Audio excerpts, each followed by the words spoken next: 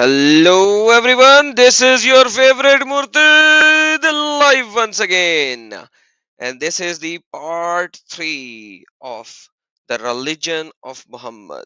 Finding the truth about the religion which Muhammad gave and said that this is a religion from the one and only God. But is it? That's what we are looking at into. And for that we have our brother Lloyd, who has done extensive study in this particular area. Let's welcome him with a huge clap, big hand of applause, and a lot of roses. Brother Lloyd, welcome. Well, hello everyone. Thank you, Adam, for having me on.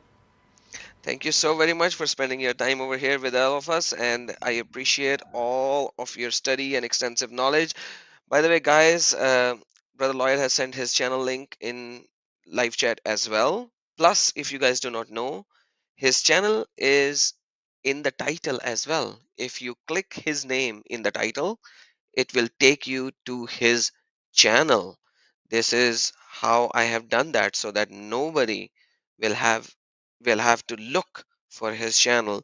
They can just simply click the name, his name in the title, and it will take the person to his channel. At the same time, Brother Lloyd has been sending his links for his study data. Those links I will put in the description of all three videos. I have not done that so far because I wanted people to understand and comprehend what Lloyd is showing rather than just trying to state things out of context. So now that it is the part 3, now I will going to put the links in the description as well for each and every one of you to go and check it out. At the same time, let's welcome some of our very own followers, Protestants believer, reasoned answer apologetics, and built for speed, and Duzur, and all of our people, Arm, and our very own Marin, who is always here. Welcome each and every one of you. God bless you all. Let's roll the ball, brother. Right, welcome everyone. Yeah, so shall I just catch up where we left off last week, Adam? Absolutely, sir. The mic is yours, the stage is yours. Okay, so what feedback have you been getting from the first two episodes? Has anyone what have people been saying? Because I think their shows have been going very well. It has been. People liked it. People were amazed by the extensive study that you have done, and yeah, I think mostly, not mostly, I think 99% we have a good response. So I think you are doing an extensive job. Some people do not like my voice, but they still like yours. So apparently, your voice and your data is far better than my voice and my data. Well, no Just comment. say good. No, Just say good. That's good, right? no, no comment. No comment. And So like, look, Protestant believer said, an astonishing work. awesome, and thank you. Yeah, guys. So today we will continue with where we left off. I will be drawing an entire narrative, of course. So, by the way, this is my website. The website is under my name. My name is Lloyd de Jong. Right. For those who keep asking, I am South African. Right. I was born and raised in Cape Town. I live in Warsaw, Poland. So I have a war going on right next door. Right. So I obviously talk about Islam, but I talk mainly about Islamic law. So this is the area that I mainly focus on, as well as early Christian history of Islam, as well as heresy and Gnosticism and how this relates to the early formative roots of Islam. So you can see here, I discuss the Muslim Talmud, which is the Sharia. I also discuss a lot of early biblical history, the laws of Noah, and so on. And yeah, so please have a look at my channel. And also the links that I gave you guys. I have a list of currently, I think, 1,217 books in this collection. All of these do relate to Islam. You can see I have a folder on Christianity, my dictionaries and references folder. Most of the data that I'm using is in this folder here. The link is in the chat. I will keep dropping it in the chat as we go. It will be in the description. Then Gnosticism. Gnosticism is heavily linked to Islam. It does claim within Islamic law, the Sharia, to be explicitly a Gnostic religion. Then, of course, Islam folder, my Judaism folder, and my Nazism folder. Nazism is also influenced by Islam. There's a direct link between Nazism and Islam. It's not the only influence on Nazism, of course, but there is a link directly to. If you go to this folder, you'll see here I have numerous books. So most of the work that I will be presenting today comes from this list here. And this is made freely available for you guys to download. An example of one of these books, I was talking about Abraham, and we've got here Abraham, Hagar, and Ishmael at Mecca, a contribution to the problem of dating Muslim traditions. The reason I bring this up is because we've had Alfonso Harris, also known as John Week, Jason Boring, and other names. He's been using Motsky as a source of proof of a point he's been making, because he says we have to believe Motsky that the Hadith go back very, very early. Well, Motsky is telling us there's a problem with the dates of all of the traditions. So if he believes Motsky, then he's got to believe Motsky that these traditions in Islam are wrongly dated. There's a serious problem with them. Okay, and I will leave it at that, and we'll jump back to where we left off last week. Any comments before I go, Adam? No, you already said it. Everything perfectly on spot. So God bless you for doing these kind of extensive studies and research, man. You dig in Thank you. history and you dig in all of these scenarios where Muslims are not digging in, basically. So Well, they're not absolutely allowed on to spot. dig. Sharia law does not allow them to investigate and to engage with anything that would cause doubt. Doubt is haram, it is illegal, and therefore they must reject, according to Islamic law, they must reject anything that would cause doubt, and they must vilify the person who is creating the doubt. So it is incumbent upon them to attack the person causing the doubt and to never engage with the source of doubt. Wow, well said, brother. Well said. Absolutely on spot. I had a guy who last time wanted to proclaimed a wajibul qatl on me just because I was showing hadith. He said, "Why do you have to show this hadith?" That's his. Mm-hmm. That's his. Why do you have to like let the mullahs and the scholars do that? Why do you have to show this hadith? Show only the goody goodies ones. Otherwise, you are Because wajibul it is qatl. illegal. No, you're right. It is illegal for Muslims to bring shame upon Islam and upon Muhammad. It is illegal for Muslims to describe and believe that Muhammad is anything less than perfect. So it is against the law for a Muslim to believe that Muhammad is less than perfect and to bring shame upon Islam. And in fact, the penalty for this is death. We've covered it before in Islamic law, but I won't do so now. But this is unfortunate. They have to, therefore, they must even deny their own sources if their own sources cause embarrassment to Muhammad. Absolutely, brother. Right on spot. Yes, we have shared that in Sharia when we did, I think, 2 sessions on Sharia. So yeah, you Yes, absolutely we shared. have. We can cover different things in the future if you like, but yeah, let's. So, guys, let's continue with this. So, right, we spoke previously about this 1200, this 1,200 kilometer walk. So, if we assume she walked from roughly Hebron, Jerusalem, somewhere in that in Beersheba, she walked approximately in a straight line 1,200 kilometers with a young boy and one bottle of water to all the way to Mecca, right? Unfortunately, this would not be possible. Now, this narrative of Hagar and Ishmael is dated to 827 AD. Now, if Muhammad died 632, this story comes 200 years later. So clearly, it's a very, very late addition to Islam. So we cannot believe the story about Hagar within Islam. It's a much, much later addition. As I said, dated to 827 AD. Okay. So yeah. So now then briefly. So right. So we've covered that. Also, I mentioned last that in this Wikipedia article, it's very interesting. They do not have Mecca, they don't have Jeddah, and they don't have Medina on this map of ancient cities. What they do have, though, what is very, very interesting, they have Qaryat al-Fao, which is the capital of a very ancient pagan civilization which invaded from Yemen and controlled all of Arabia. And they introduced the worship of the moon god Al-Makkah, right, which we know is the Babylonian moon god Sin, right, or Shin. And this was their capital. right here. So this is an ancient city. This is legitimately an ancient city where the capital of pagan worship of a pagan group that settled Arabia. And yeah, Tamar we have as well, because Nabonidus came from Babylon. He was the lost king of the Babylonian kingdom before they were invaded. And he settled in Tamar. He lived here for 10 years, then moved back. And he also brought the worship of sin. So now you had two groups. So sin moved, groups that worshipped sin moved up north and also down south. So very interesting. These two places exist, but apparently these do not. Very unusual.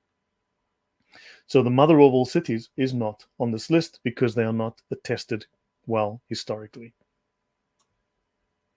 Any comment, Adam, before I go on? Uh, I don't think that they can actually say that as well, because of the historical maps that has been shown by J. Smith as well, and Dan Bluebaker.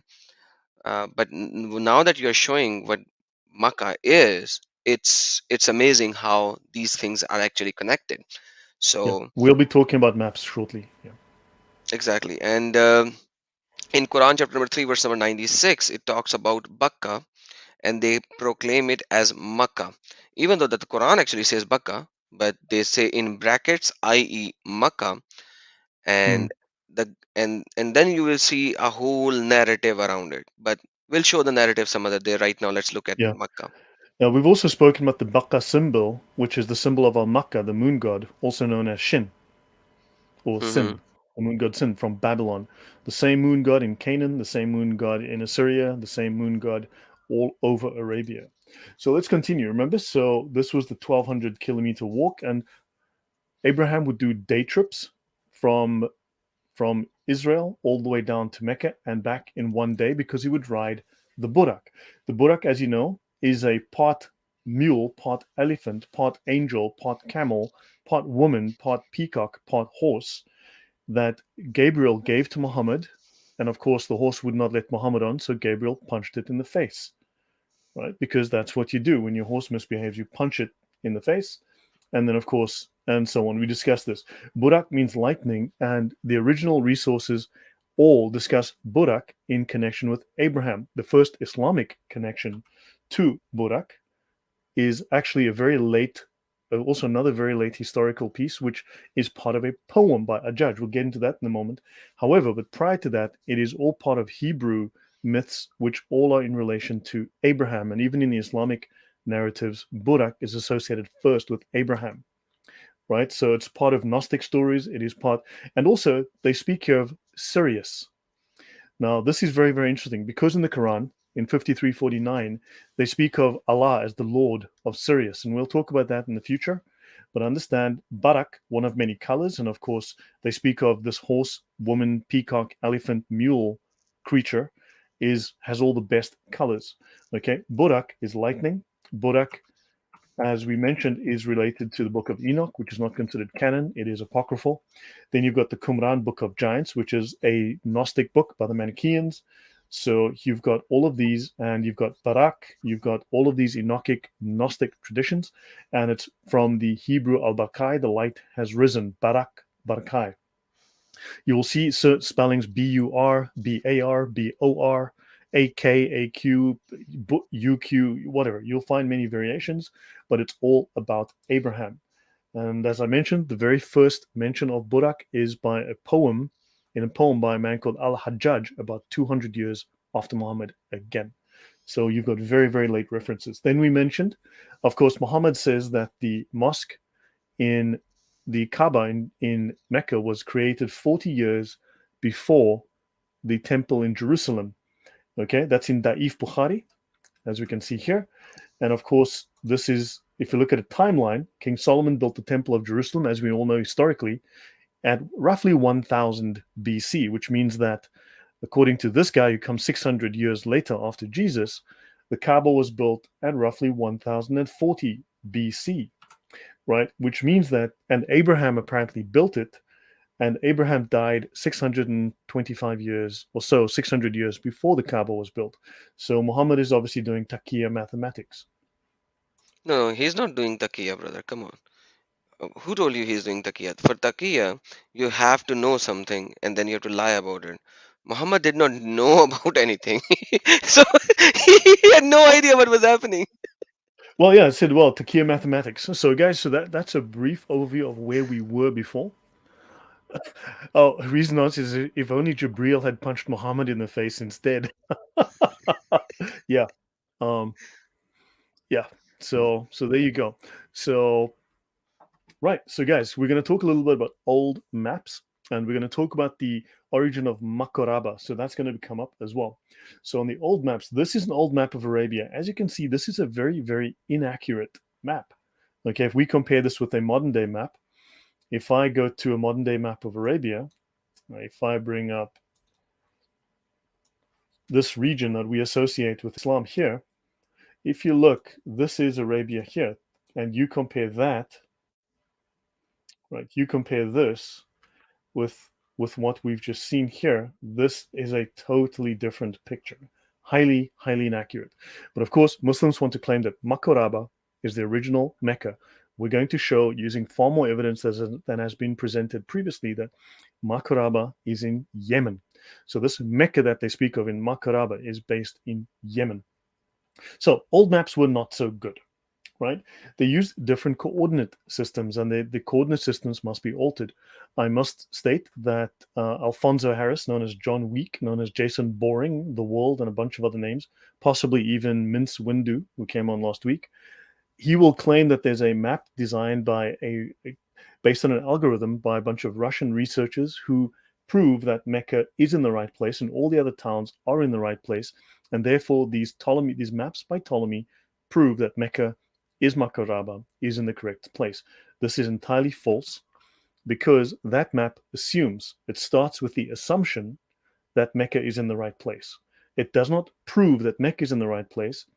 It sets out with the assumption that Mecca is in the correct place, and then it says, based on us assuming that Mecca is in the correct spot, we can then show that this coordinate system places all of these other cities in the correct place. So no, it does not prove anything. So notice we have Ethiopia here, known as Ethiopia sub-Egypto. Okay, so Ethiopia, given one context, was just anything below Egypt, right? Then notice you have Sabai. So next to Makkah, you've got on the map here. Let me double check where I was. Notice you've got Sabai here. Okay, Sabaeans. Now this is roughly where Mecca would be, and it says here that the Sabaeans were here. The Sabaeans were the worshippers of the moon god Al-Makka in Yemen, and they are in this region. It says that, so it says you've got moon god worship here, Al-Makka, from the Sabaeans going on here. And then you've got Saraceni up north, the Saracens. These are from Sarah, okay, the destitute of Sarah, right? So the Hagarenes, the Saracens, you might know them. So it says the Saracens are up here north, and you've got the Sabaeans here in the center, and also all the way down to the south, because we know this was Sabaean territory down here. So bear that in mind, and we'll continue. So Makaraba, Muslims want to argue that Mecca does appear very early on in the historical record. We know from, if you read Patricia Crone's book, she says that Mecca doesn't appear on any maps before roughly the year 900. So Mecca is a very late addition to history. If it existed, it was trivial, insignificant, not important enough to merit any mention. Mecca does not appear before the very late 9th century in any historical record, right?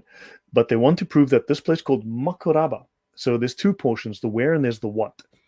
So they want to say that Makaraba appears on maps made by the supposed map maker Ptolemy. Ptolemy didn't make maps. Ptolemy wrote books on how to make maps, right? So Muslims like to use this idea of Makaraba to say, no, but Ptolemy showed that in the 2nd century, Mecca existed, and it's marked on Ptolemy's map. We will show that this is entirely false.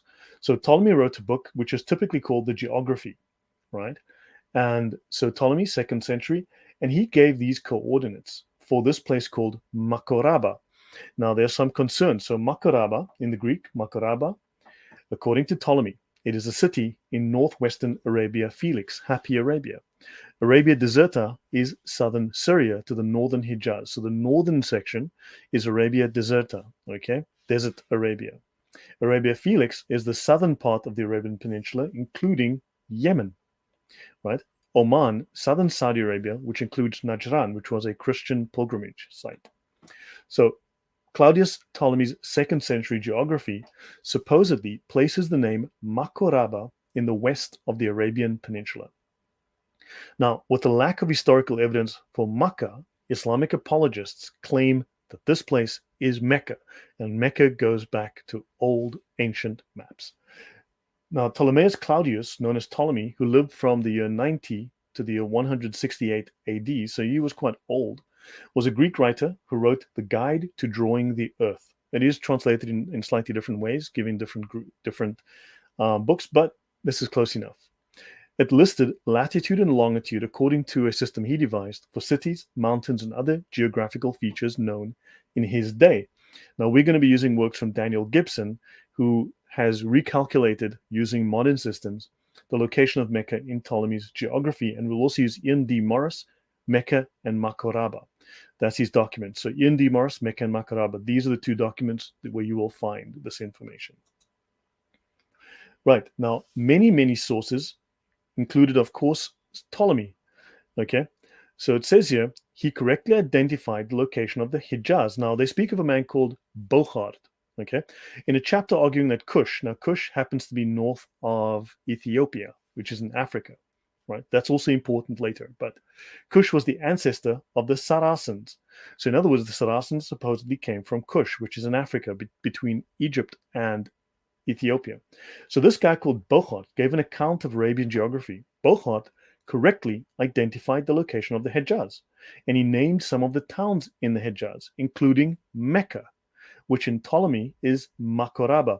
Now, we must understand that many dictionaries, many encyclopedias say that Mecca is Makoraba. And this is a piece of information that they take for granted, that Mecca is Makoraba. Many dictionaries, many encyclopedias, many references are guilty of this.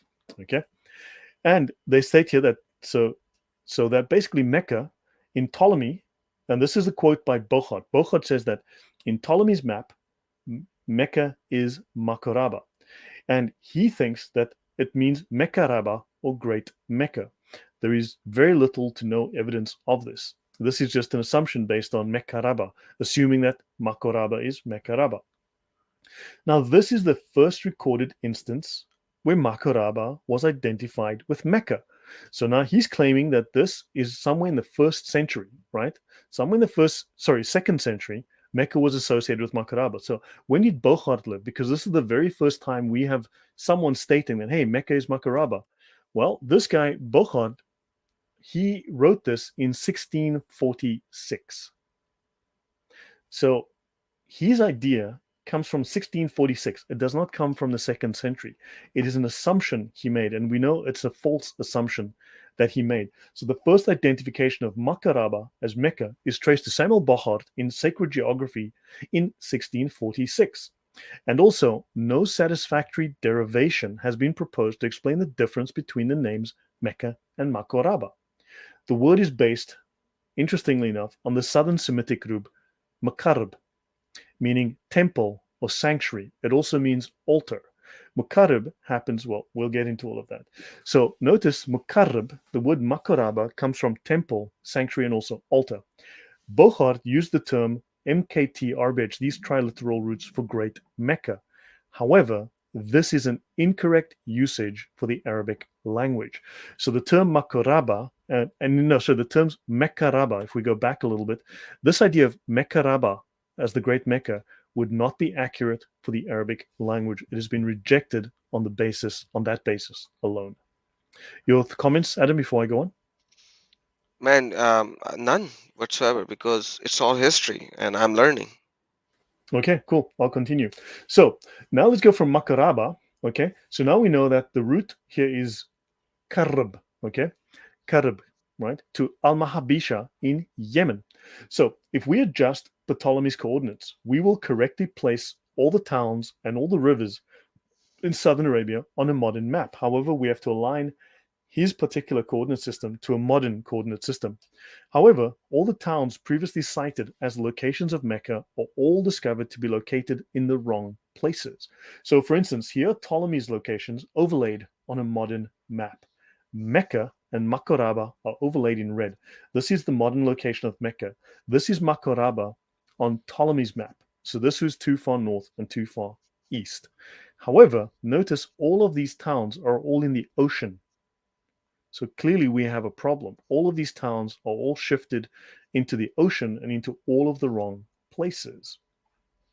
So now notice there are no Meccan archaeological artifacts until the 8th century.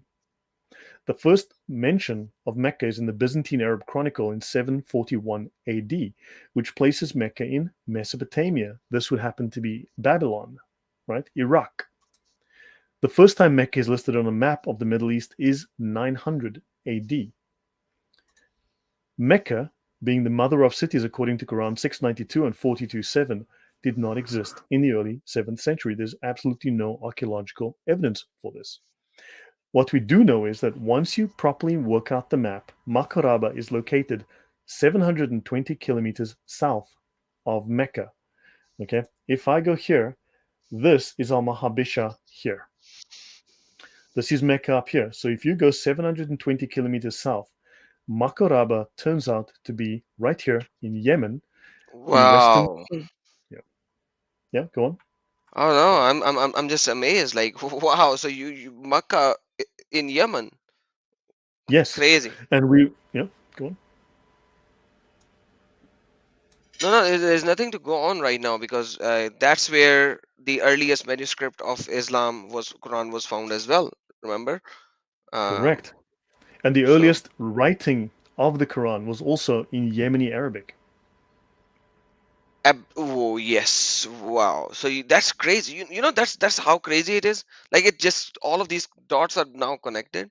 Especially like even the Sana manuscript. Where is Sana? Can you show us over here? Right on the map? Sanaa is going to be. Hold on, I need to enable Like all of the. I think it should be within 100 kilometers of the radius of this place because it's Let right me just there. add Sanaa. Yeah. So yeah, so even Sana It's Sanaa. manuscript, which There you is go. one of the exactly, so which is one of the largest collection of the Quranic manuscript, even though they are not the same that we 100 have in kilometers. right 100 kilometers. So imagine that. So so what is the probability of all of this to be right here? Like I'd say there's a story here. There's something to be said about that. And also, it's very. Remember, I mentioned those Al Makkah temples, those temples to Makkah. yeah, yeah. Those temples are all here in this region. And okay, now let me give you another thing. Let me give you another thing. Very Yep. interesting. When I was making a video on the Surah Feel, Surah of the Elephant, and I was showing people that how can the elephants come all the way from Yemen to the Makkah, Saudi Arabia, while crossing 700, 800 kilometers of desert. It's not possible because those were Yemeni elephants. So now if you put Makkah right inside Yemen, yes, the elephants can travel to Makkah now. So even Of the course they care. Surah Makkah, Surah Fil, where Allah says that the elephant, and by the way, Muhammad was born in the year of the elephant as well. So imagine, brother, this is not a coincidence. Even when we ask Muslimin, are you guys idiots? How can elephants travel in desert? How can elephants come almost 800 kilometers walking in a desert when the capacity of a well to take the water out per day is limited, because these are limited wells, they can only give you limited amount of water. It's not like a stream of water that is coming out. You can only Right. take very limited water.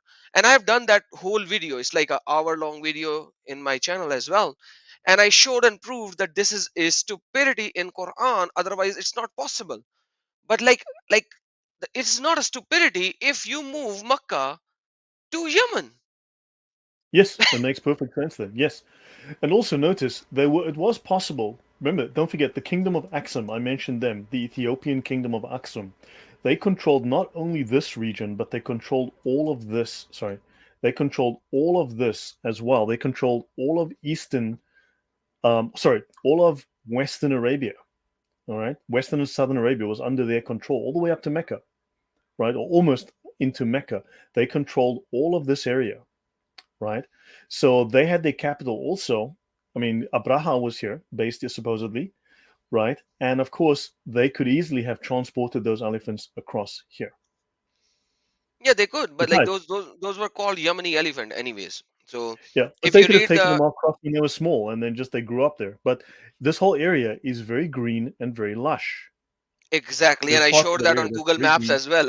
I showed that on Google Maps as well. It's brother Lloyd, like seriously, this small part of your video is insane.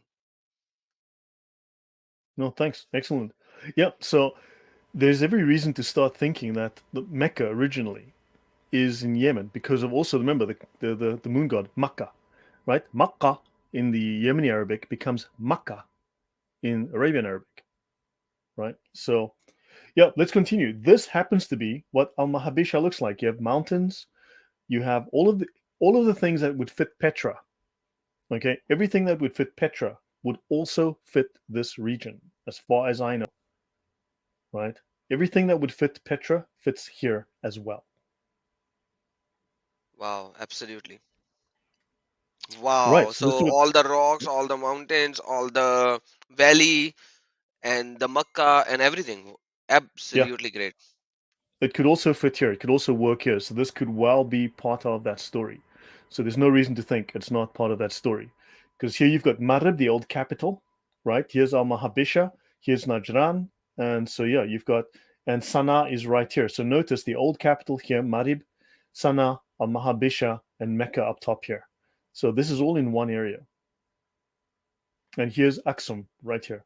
And the ports were down here and up here. There was a port here and a port here. So yeah, So so there's no travel, reason so that yeah, so travel, which Muhammad supposedly doing, and the trading and all that is possible because all of these things were already present. yeah. You had a port here at Asab, right? And you had another port. There was more elsewhere, but you had a major port right here. There was a second one. I don't have it on here, but I know there was a second one not far away. Crazy. Great. Thank you, brother. All right. So anyway, moving on. So now let's look at the accuracy of Ptolemy's map. Let's look at the accuracy of the second century maps. Now, notice we don't have Ptolemy's second century map. As I said, he wasn't really a map maker. He told people how to make maps. He wrote instructions for that. This is actually not a second century map. This is a 15th century reconstruction of the first of the first map, okay, of the second century map. So this is a mid 15th century Florentine, that's from Italy, world map based on the first modified conic projection in Jacobus and Gellus's 1406 Latin translation of Maximus Planudes' late 13th century rediscovered Greek manuscripts of Ptolemy's second century geography. So it's a copy of a copy of a copy. Okay. So now other places that are actually very important to us, like Serica up here, this place here, Serica, you can't see the name, but this Serica is shown up here.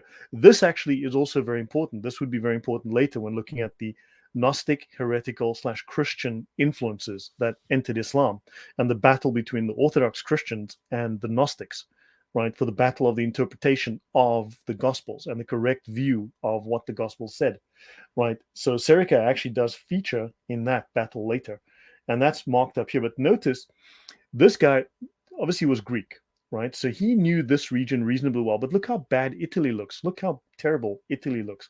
Italy looks nothing like that. Europe looks very little like this. Arabia does not look like this. The Horn of Africa absolutely does not look like this, right? Let me go back here to this picture of the map. This is the world. Okay, I'm going to remove the borders and labels. This is what this should look like, and you can see that this is very little. And notice he's got almost no information further south. So his information is in a very narrow band from Europe up to a little bit into Eastern Europe, and then a little bit over here in Egypt and so on, and Israel area. After that, the detail gets completely lost, and it just says here Ethiopia interior. Ethiopia interior, and then that's it. Oops, sorry, Ethiopia interior, and that's it. So there's very little to go on. And after here, he says terra incognita. Basically, here be dragons. So this map is very, very unuseful. And in modern terms, it's completely primitive. So there's no way we can say, well, this map accurately showed us where Mecca was, right? So this is again Arabia as he showed it, right? As you can see, this is Italy up here. I mean, this is a complete joke, right? And you can see here, this is what Italy actually looks like with Sicily. So you can see that the dimensions, the angles, everything is completely wrong. It's off by hundreds of kilometers, right? And here is what Arabia looks like with the Horn of Africa. And here you can see an actual image of Arabia with the Horn of Africa. So we can see how deeply inaccurate these old maps were, that people say, no, but that's Mecca. It's on the map, on the second century map. This second century map is completely inaccurate. And it is basically derived in the 15th century. Can you It's a find copy of a anything? copy of a copy. Yeah, exactly. Yeah, And yeah, so yeah, exactly. It's 15th century. So no, it's not a reliable map. This is another map. Look how bad this one is by but comparison as well. Yeah. at the same time, when he Ptolemy talks about Makkah, does he talks about the Makkah in the Saudi Arabia in the middle, or does he talks about the He spoke Makkah of at Western somewhere? Arabia. So, Exactly. but yeah, he doesn't talk of it. Yeah, so we'll get into that. We'll talk more about that. So this is another map, 1482, printed map from the 15th century. Ptolemy's description of the known inhabited world by Johannes Schnitzer. Right, so you can see this map here again, completely wrong. The dimensions, the angles, everything is completely wrong. Right, Italy is a little bit better, oddly enough. The shape is slightly better, but still, everything's just completely wrong. Right, you can see here from a closer view. I mean, that's Italy. That's also totally wrong. This is wrong. You know, Sicily's on the left and all that. So this is partly fantasy. So this is not reliable by any means. It's a wonderful art, but it's not reliable. Oh, well, let me take this away because, yeah, let me just move this away. This should not. Uh, sin, God, sin. Actually, you know what? Let me just add this as a animation for later. Okay. So let us talk about something which will be related to this, and we will talk more about this. Okay, so let's talk about Saba, the Sabaoi, or the Sabai, okay, and the Bible. So the Sabai, now remember we spoke of the Sabaeans, they're in the south. These guys are Yemenis, they are moon god worshippers, and we said very clearly that one of the earlier 10th century Islamic historians, a very well-known historian and historian of Islam, stated that the Sabaeans were Muslims because the Islamic practices derived from the Sabaeans, these pagan moon god worshippers who worshipped Al-Makkah or Sin, and they had identical practices to the Muslims, right? We discussed that in the first episode. The Sabai are a people in the ancient kingdom known from local inscriptions as Saba, also known as Sheba. We know that the Queen of Sheba, the story of the Queen of Sheba derives from this people, and they were in southwestern Yemen. Saba is attested in Assyrian sources. It's a well-known historical kingdom. It's a very famous kingdom.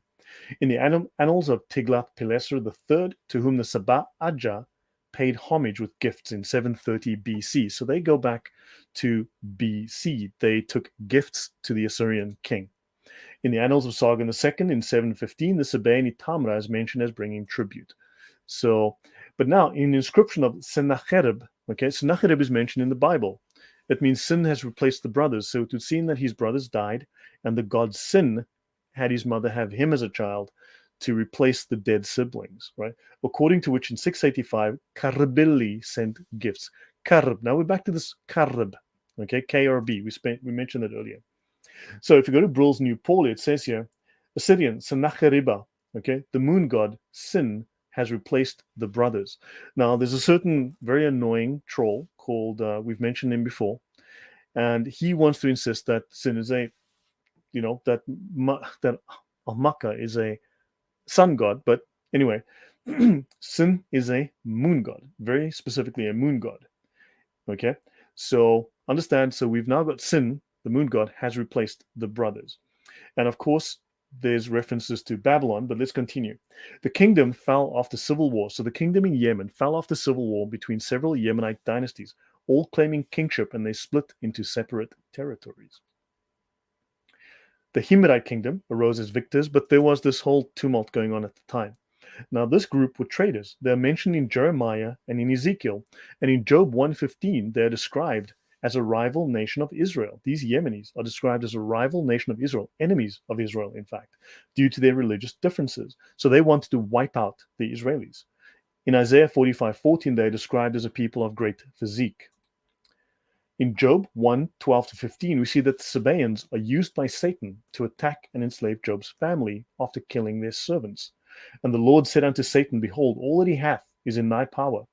Only upon him, only upon himself, put not forth thine hand. So Satan went forth from the presence of the Lord. And there came a messenger unto Job and said, The oxen were plying and the asses feeding beside them. And the Sabaeans fell upon them and took them away. They have slain the servants with the edge of the sword, and only I am escaped to tell thee. So these people, biblically, were servants of Satan. And they served Satan to be part of the affliction upon Job in the Bible. So these people are clearly anti-biblical, anti-Jewish, anti-Israeli, anti-God, basically the God of the Bible. Your thoughts, Adam? No, brother, you already connected it with the Bible. So, quite frankly, I have very little to say today. Okay, right. So the Sabaeans are believed to be Muslims. We spoke about that earlier in episode 1. This, according to Muhammad Shukri al-Alusi, we mentioned his and we read through the very detailed rulings, laws, and practices. They had the same number of prayers. They had the same laws. They had the same rulings. All the beliefs, everything. So, who compares the Islamic religion to that of the Sabaeans? In his writings, Muhammad compares the two beliefs, and they are similar in most practices. Right? The Sabaeans were practitioners of many elements of the religion of Abraham. So now we know that these Sabaeans were practitioners of the religion of Abraham, the original religion of Abraham. We know from Jewish texts that the religion of Abraham was Sabaeanism, the worship of moon god. The Sabaeans worshipped the moon god Al-Makkah, and according to Maimonides, Abraham, before he worshipped the one true God, he was a worshipper of the moon god. His father was a worshipper of the moon god. His father was named after one of the moon gods. Terah was one of the names, of course, of the moon god. So now his entire family were involved with moon god worship. Abraham broke away from that. So, and then he worshipped the one true God. And he's sort of the founder in that sense of Judaism. But before Judaism, remember, we also saw that Muhammad and his followers rejected Christianity, rejected Judaism. They wanted to know the original religion of Abraham, which we know was Sabaean moon god worship, which was derived from Babylonian paganism, worship of the moon god Sin. Your thoughts, Adam? No, Yeah, checkmate, right? Checkmate. yeah, that's the end of it. I have done like 3 videos already on Islam is not an Abrahamic religion. I was Yep. stupid. I was stupid to make that video. I should have said Islam is an Abrahamic religion, but not the one that you believe to be the Christians and the Jews. Yeah. Yeah. Yeah, exactly. Exactly. So I just want to mention there's a comment here from Reason Dawn says, thanks for that. Bochart stupidly thought Mecca was a Phoenician colony. Okay, so there's more to the story. The Phoenicians occasionally named a city the Great Something. Somehow his name derivation was retained, even though the theory was rejected as dumb. Yeah, I mean, no one accepts his theory. Um, so that Muslim historian was not too bright. Let me claim these pagans were basically Muslims. I don't see any problem here. Yeah, these moon god worshippers who worshipped the Babylonian moon god. So yeah, interesting stuff. So let's continue, right? Let me just, by the way, let me just do something here, just so you know. I have all of these references in my notes. I typically have all of these references, right? I will drop this one right in the chat just so you guys can go and find it for yourselves. Okay, there we go. Done And that. we did that in part 1 as well.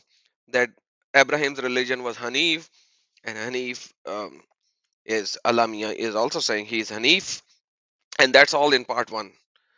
Yes, correct. So you see, all of this is connected. It's not like it's one small fact. It's all of these things are related. They're all connected. They're all part of the same story, and they tie together. So let's continue. Okay, so now we know the moon god Sin. We are familiar with that. Now notice the deity Sin is also known as Nana in Sumerian, and is the Mesopotamian god of the moon, and also the god of wisdom, the Hikmah. Okay, is also the god of the Hikmah. And the Hanif were pagans. Don't forget, the word Hanif means pagan. They insisted. The Christians called them Hanif. The Jews called them Hanif, saying you are pagans, you are heathens. The Muslims insist that they are Hanif. In fact, Allah says he is Hanifan, right? So Allah is a Yes. Hanif. The Muslims are Hanif. And the Muslims will insist that we're Hanif, we're the original religion, but they were calling all of the pagans Hanif. The Muslims would insist that the pagans are Hanif, meaning pagans, but they would use the very same name for themselves, which makes absolutely no sense. So, Sabaeans, okay? Sabaeans carried out trade by land and by sea, leading to massive growth from the 18th century BC onwards, so nearly 2,000 years before the birth of Christ. They established colonies along the Red Sea and in Ethiopia.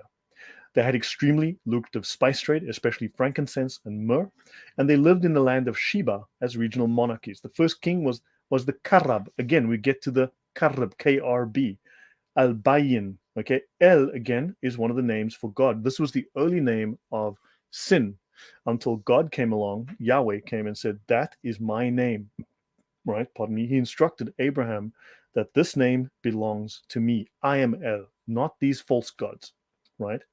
Karab al-Bayin, ruling during 700 to 800 BC. Now notice we've got Karab el, Karibal, Karab al, Baal. See, here we have Baal, Karabal. Right? Hmm. We'll continue. You'll see this come up in our. So, Karibi Ilu, okay? Karibi Ilu. Earlier we had Karibilu, now it's Karibi Ilu, was a Mukarrib of the Sabah, okay? Was a Mukarrib of Sheba who reigned in 700 to 680 BC. The name in Akkadian matches Karab al Bayin in Sabaean, which is combined of Karib and El, which means one who carries out the instructions of El, and Bin, one who removes punishment. Now notice Karib, one who carries out the instructions. Okay. Later on, this word becomes mukarib, mukarib, makarib. Okay. Mu is very, very similar to this term here, one who carries out the instructions of El. Mu is one who is a servant of, one who does. Mu is the Islamic prefix that says Muhammadan is one who follows Hamad, right? It's a prefix that says, I do what comes in the next word, right? So that's all related. So Karabal, one who carries out the instructions of El, the god El. So he's the Karab. He is, in other words, he's a priest king. But these priest kings are not just priest kings, they're also warrior priest kings. They are people who must go to war because these moon gods are war gods, right? These moon gods are war gods. They have to carry out jihad.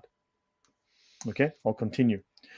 Now, the best known in context, now, Queen of Sheba and the Caribs are best known in context of the story of Solomon and the Queen of Sheba. We're not going to get into that at all. That's a whole story as well. Various writers have also cited this narrative. The Assyrians speak of it, the Greeks and the Romans in the 8th century speak of Solomon and the Queen of Sheba. Sabah is mentioned twice in Quran, chapter 27 and 34, and as the people of Tubba, Calm Tubba, in Quran 44 and Quran 50. Right? So they are well known. So they're in the Bible. They're also in the Quran. Okay, okay. So, yeah, for Go sure, back, go back, go back, go back, go for sure. back. You actually said that they are the ones who do war battles. They are warrior priests. They are priest kings. They are the Karibs, the Mukaribs. You see eventually the word becomes Mukarib. They are priest kings, but they are technically warrior priest kings, Okay, which okay. should remind you of someone. Yeah, yeah, yeah, yeah, yeah. So let's look at 98.5. It just reminded me of that because you were talking Sure. about Hanif. So the plural of Hanif is Hunafa. حنفاء. Hunafa is the plural of Hanif. In the English translations, they always say upright or true or inclining towards truth and etc. etc. But the Hanif is singular and Hunafa is plural. Look what the translation is saying. Look what the Arabic Quran 98.5 is saying. And they were not commanded except to worship Allah, mukhlisin, sincerely to Him, Hanifan or Hunafa, and to establish prayer and to give zakah and that is the correct religion. And that is the correct religion. You see what's happening over here. Hanifs are And the pagan. Yeah. Hanifs are pagans, and they are the ones who are called to be to do this, right? So when we look at this, we can actually go to 2231 as well. And you know where what happens 20, 2231? It goes into a great issue. So let me go 2231 now. Look what Sure. happens. 2231. Check this out. I have shown you Hanif, Hunafa. Hunafa is what? حنفاء. Is the plural, right? And there they say inclining to Allah, but it is actually Hunafallah. Allah is Hanif. Allah is one of the Hunafa. Allah by himself One becomes of the Hanif. Hunafa. Yeah, One it's of the. Hanif because Hunafa is plural. It's not singular. Hmm. If it would say Hanif, then it's singular. Inclining to Allah.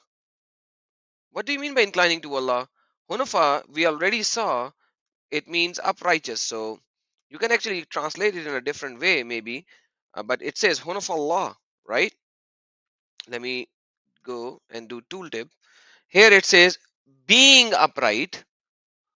So why do you translate it as being upright now? Just say uprights. Uprights Allah to Allah, right? So, man, not associating with Him, and he who associates with Allah, it is as though he had fallen from the sky and was scratched, and the birds, etc., etc., etc. But like, you see how crazy it is? Well, so those who incline to Allah. Now notice El was the. Remember, El even goes back. El was the original name for the main god, El, right? Hmm. So they were inclining to Allah. These people were inclining to El. This is the ones who carries out the instructions of El. In other words, they submit to El. You see, they submit to El, the one who carries out the instructions, and he makes sure that everyone else does it as well. Man, wow. Oh, Right? Reasoned Answers says something very interesting. Notice how many historical sources speak of Sheba and the contrast of the fact that none talk about Mecca. yeah.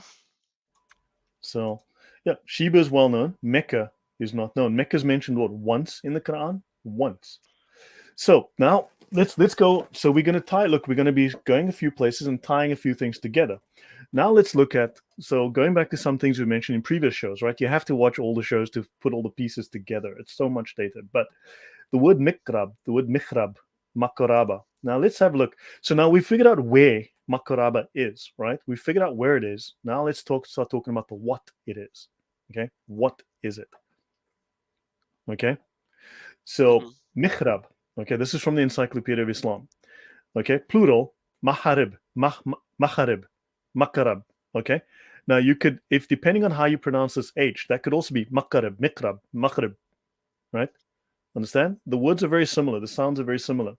This is the prayer niche in the mosque, the mihrab, indicating the direction of prayer. It is made up of an arch and the supporting columns, the pillars. Remember, we spoke of the Yemenis? They worshipped the moon god and they had pillars.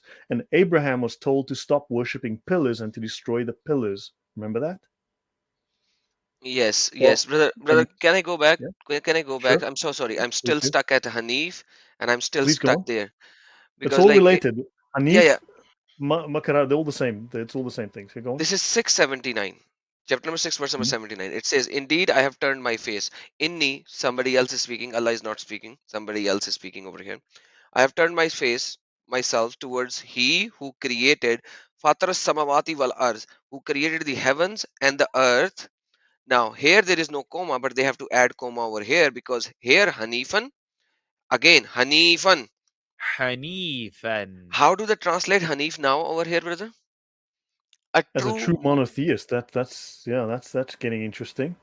right? Why do they have to do that? Because now they have to say that the person is actually a true monotheist or he is converted. But here it is Allah. Here it is Allah, the one who created the skies and the earth. Hanifan. He is Hanifan. And then it says and Wama is and I am not a mushrik. So I have turned my face towards he who created heavens and the earth, Hanifan, who is Hanif, and I am not one of the ones who associate towards who associate others with. I'm not a mushrik. So, brother, this Hanif, this concept of Hanif is deep. There are I think 10 or 12 verses in Quran which talks about Hanif It or should mean the Hanifan. religion of Abraham. It should say the religion of Yeah, Abraham. three times. It says three times it's religion of Abraham because this is in Quran chapter number 2, verse number 105. We showed that. Um, Quran chapter number 3, verse number 95 as well, as we've seen, 4, 125, and then so on and so forth. So, but like Allah Himself could be Hanif. Like 6, 161 is also Abraham, who is towards the Hanif. But Hanif is basically Allah. By the way, it's one of the names of Allah as well, as you know already. Um, Man, that is crazy. So That is Allah crazy. follows the religion of Abraham? That's interesting because if it's not Christianity, not Judaism, then it's the moon worship of Abraham.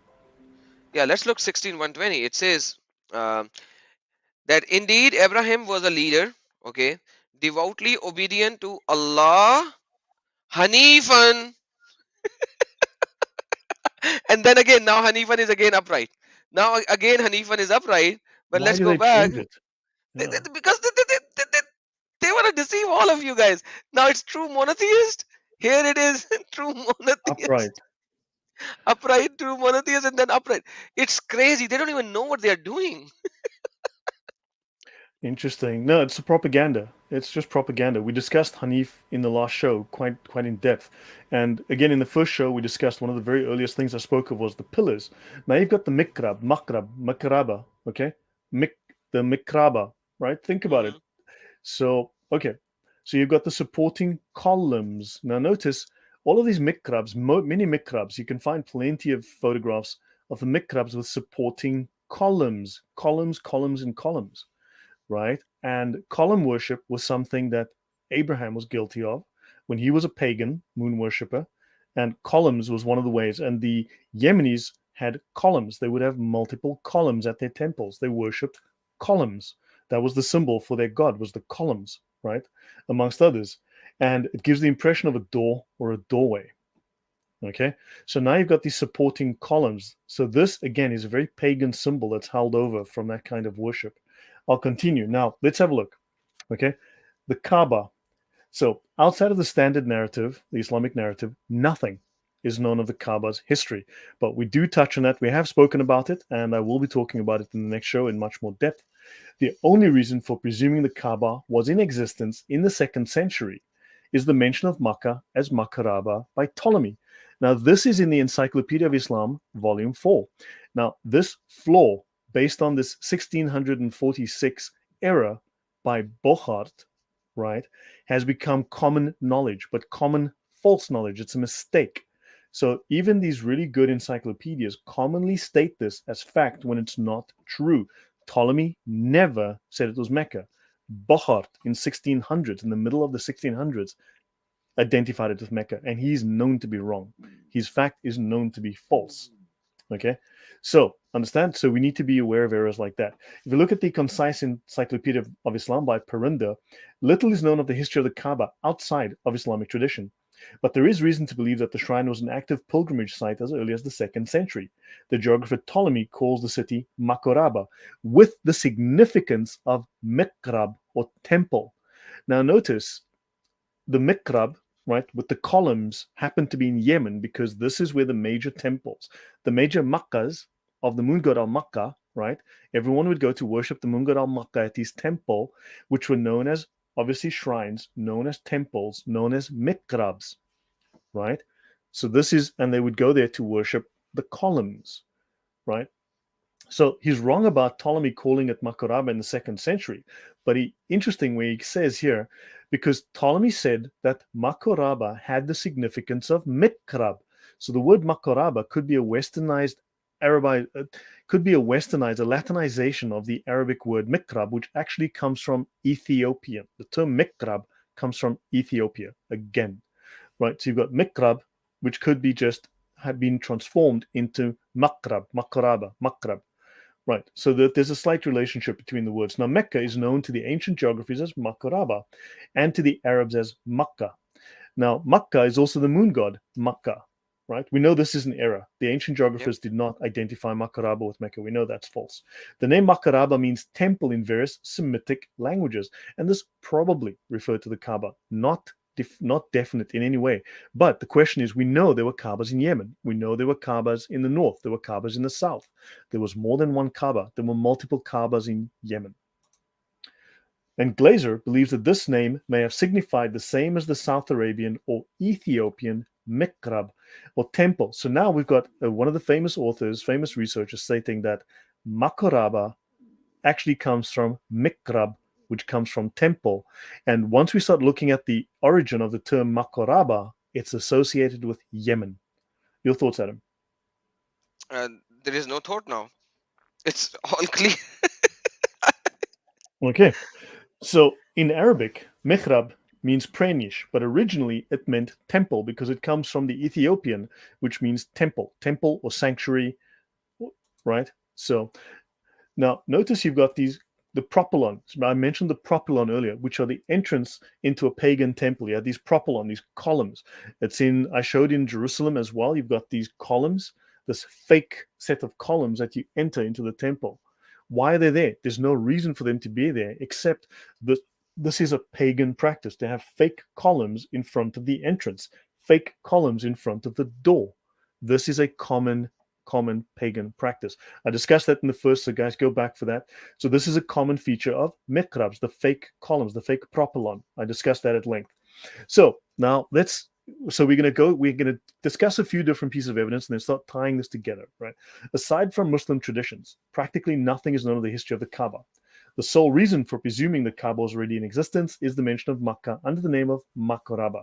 We know this is a mistake, right? So, this guy, this guy Glaser in Berlin believes that his name may have signified the same as the South Arabian and Ethiopian mikrab or temple. The accounts of the campaign of Abraha, which may have been elaborated. So Abraha, this is the elephant guy, right? Hmm. He was a Christian. He traveled from Ethiopia to defend Christians in Yemen who were being persecuted. The accounts of the campaign of Abraha, which have been elaborated with legendary features, also suggest the existence and worship of the Kaaba in the 6th century, but tell us nothing of its appearance or equipment. So there's the story of the Kaaba, but where was Abraha? Well, Abraha happened to be happily in Yemen. Yemen, yep. Even Ibn Kathir says that. Like, it's not us who's saying that, or it's not the non-Muslims saying that. It's Ibn Kathir. Yeah, They and he guess talks where he about it. was? Abraha was in Marib. Marib was the capital, was the pagan capital that they conquered, they took over, and there were three major temples to the moon god Al-Makkah in this region. One here at Sirwa and one at Marib, and a third one in this general area. So understand his capital was here. This was the Mecca. Wow. So that's why he doesn't have to travel like 1,000 miles. He's just Yes. there. Yeah, he's right there. He's literally in Mecca, or he's at the Makkah, right? If you want to look at it that way, if you're looking at the moon god Makkah, he's right at Makkah. So understand. So we know that Abraha, right? And he happened to be right there. He spent most of his time in Yemen, right, or all his time. So Abraha is also spelled Abreha. He flourished in the 6th century, right? So that's in the 500s. Now, isn't that odd? Hold on, the 6th century. I thought I thought we're dealing with this 570. So okay, no, that would be correct. So that no, that's correct. But he was the Ethiopian Christian viceroy of Sabah, Yemen in southern Arabia. Okay, fine and well. He was a zealous Christian. He is said to have built a great church at Sanna called Al Kulais or Ecclesia to compete with the Kaaba at Mecca. So he built a great church to compete with the Kaaba at Mecca. Now, I will discuss in the future that the Kaaba, the Kaaba in Mecca, the one we have today, was originally built as a church in the Ethiopian style. The Ethiopians would have churches that were built wood, stone, wood, stone, wood, stone, layers of wood and stone. And originally, the Kaaba was built of layers of wood and stone. So it was originally, it seems, an Ethiopian church, right? Oh my goodness. And secondly, you need to realize one thing. The church in Sana, why would he build it 1,000 miles away? He has to build it somewhere close proximity. Otherwise, there is no purpose. So that That also tells us. Fair point, fair point. He's competing with it. Now notice, the main temple was here at Marib. Where was his capital? Marib. Where would he build his church to compete? In Marib. Exactly. So that's and so all of these things combinedly states and tells us that Makkah was not in Saudi Arabia. It was right here. Otherwise, like Yeah, imagine, brother, back in those days, we never had aeroplanes, we never had cars, we didn't had trains, we did not had anything like that. So that 1,000 kilometers could be traveled in a day. Like it's yeah, not possible. So even if you have a car, 1,000 kilometers is still pretty far away. You know, you still need a day to drive 1,000 kilometers. yeah. Now, if So he built a church to compete, he remember he supposedly never got into Mecca. mhm. So how did he Supposedly, build a church there? interesting. So Yeah, yeah, you're right. Sorry, I interrupted you. Go on, please. You were saying about cause not having. Yeah, yeah, because like there is no purpose of building something as a competition if nobody can actually come there from that place. You see what I'm saying? You have to build it in such a way it is far enough yet not too far enough. So people could come and visit, yet they do not have to travel maybe a 30 days um, and up to their death kind of a travel if they are traveling through the desert. You see? right. And the distance to Mecca is 896 kilometers. So You 900 kilometers difference. you are taking a straight In, line. Nobody can travel in a straight line, even back in that's those also days. true. Yeah, so yeah, 1,000 to 1,200 kilometers if they are traveling through well to well, and they have to travel from well to well, and hence they cannot simply travel in a straight line.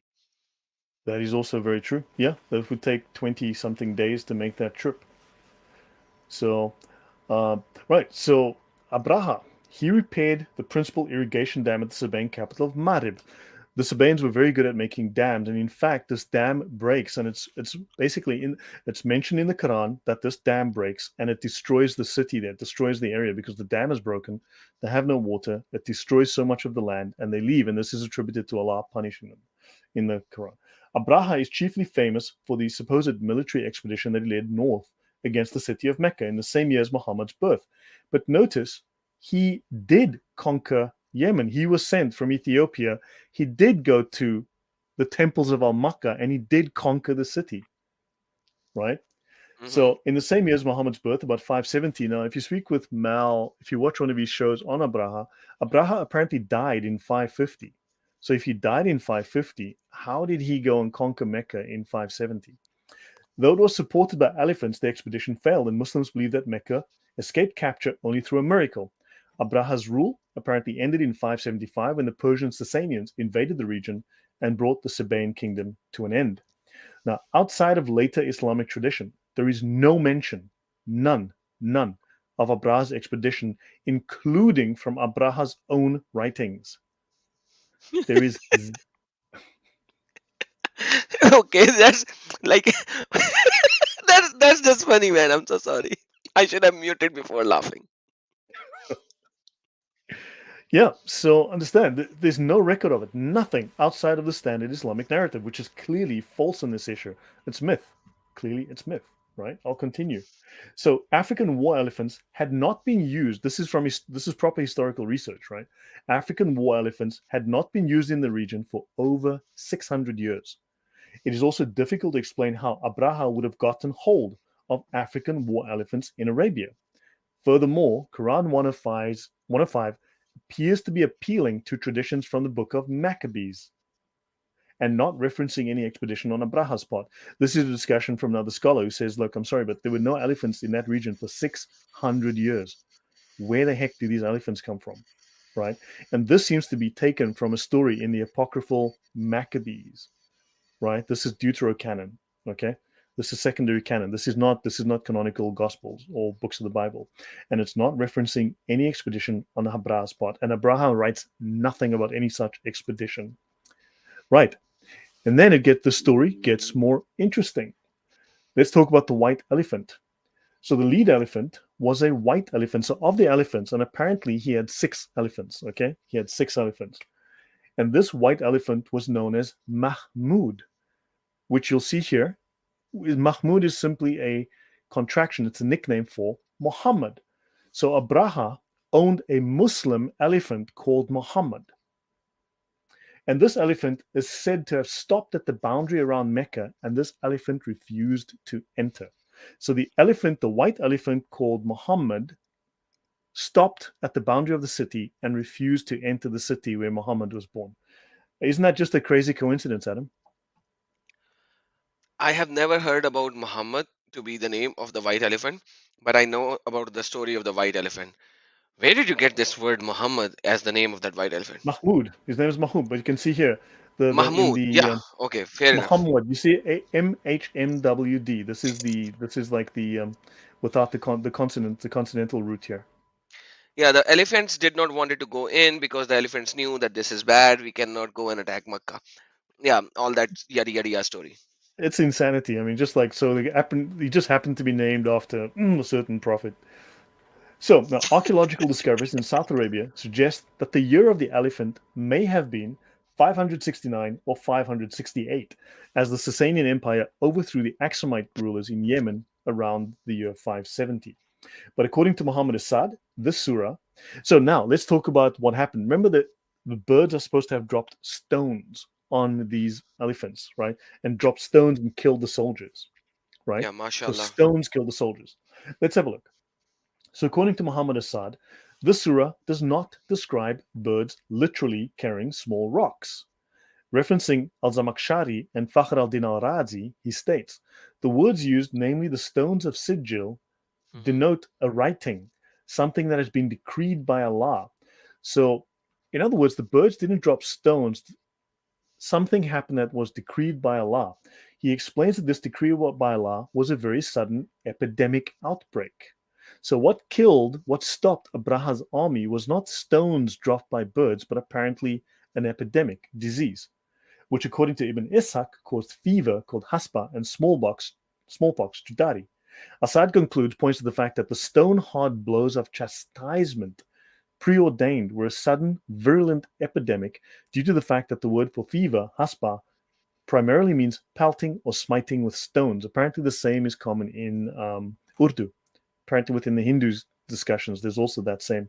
So, in the famous Arabic dictionary Al Qamus by Al Faruzbadi, the word ta'ir can denote any flying creature with a bird or insect. And so, okay, so never mind that too much. Okay. Okay. But Okay. so Okay. now, according to different sources, they got sick. They weren't pelted by birds, literally with stones. Okay. So who is writing this information? Let me see. I don't have the blah blah blah. I need to double check that, but let me see Okay. if I can find that for you. So while you can find that, let me show what it says in Quran for this. This is Quran, not even Hadith or anything. This is what Quran is saying. Alam tara kayfa fa'ala rabbuka bi ashabil fil. Have you not considered how your Lord dealt with the companions of the elephant? Alam yaj'al kaidahum fi tazlil. Did he not make their plans into misguidance? وَأَرْسَلَ عَلَيْهِمْ طَيْرًا أَبَابِيلَ. So now this is absolutely clear. He sent against them flocks of birds. طَيْرًا أَبَابِيل. It is absolutely 120, So 150, flying 160, birds. 5,000% clear. Tayr means birds. Ababil, flocks. Okay. Tayran ababil. Tarmihim bihijaratim min sijil. Striking them. Tarmim, they're like throwing at them, right? Bihijaratim, stones after stones, which are made of baked clay. Okay. So, Yeah, it do says you here get in the the encyclopedia of the Quran, it says here baked clay or earthenware. Yeah.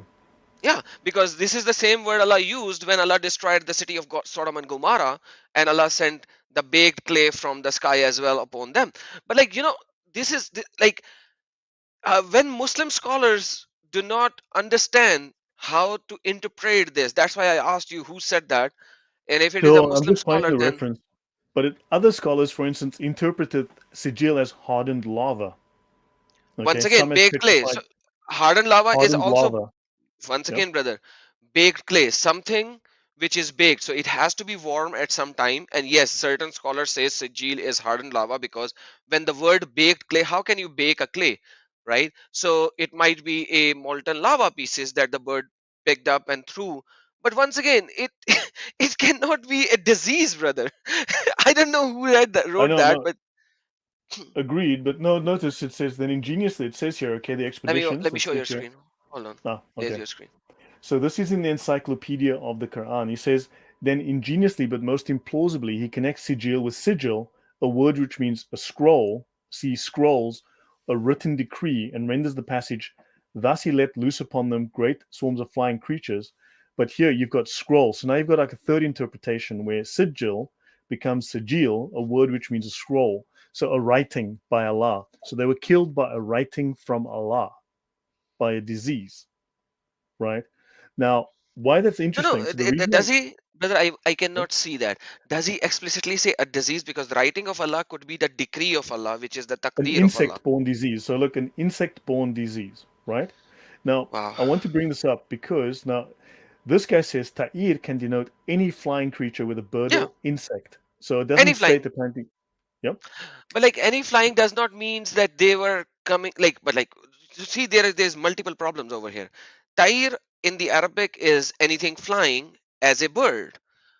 If an insect can flying as a bird, can it be called tair? Difficult, but can be, right? Depending Right. on you're going into classical Arabic. But Yeah. once again, Now the reason I why bring this up, so here's the reason I bring this up. I'm going to Mhm. skip ahead to something that I Okay, was going to do much later, but this is the sorry. reason I bring this up. Okay. So Abraha or alias Gallus. Okay. Hmm. So short version. In 24 BC, the Roman governor of Egypt decides to invade Yemen. Okay. So he takes like 11,000 soldiers and he decides to sail down there. And what happened is, unfortunately, there's some sort of accident and his ships go ship or get shipwrecked. Right. So Okay. they are forced to walk down the coast of Arabia all the way to Yemen. Right. They get towards the capital of Yemen, but what happens is they stop outside. They never quite get to the capital. They're forced to stop outside. And what stops them? Disease. Oh. You see? Oh. So Yeah, somebody at a later time took some narratives like this and put it in the interpretation to make sense of the stupidity of Quran. right. That makes sense. This is what I'm kind of leading towards. So the thing is, he had 11,000, 10,000, 11,000 men. They walked down the coast. Now he had a very, very famous historian, a very famous Roman historian with him, a man called Strabo. Okay, very famous historian called Strabo. Strabo wrote an account of what happened, and what is very, very interesting is that Strabo and all of these records of this event never once mentioned a place called Mecca. Never once. They only speak of Yemen. They march all the way down the coast and they only get to Yemen. They never speak of any place along the way. Interesting. Interesting. Wow. Okay, so anywho, now in a Shia hadith in Al Kafi, Imam Ali was born in the 30th year of the elephant and died in after Hijrah 40. Some scholars have placed the year of the elephant 1 or 2 decades earlier than 570, with the tradition attributed to Ibn Shahib al-Sukhri in the works Abdul Razak al-Sanani, placing it before the birth of Muhammad's father. So now we've got other problems because there are earlier works in Islamic literature which historians and us say, hold on, this thing happened 10 or 20 years earlier, or even before the years of Muhammad's father. And the one event closest to that would be the story about Elias Gallus.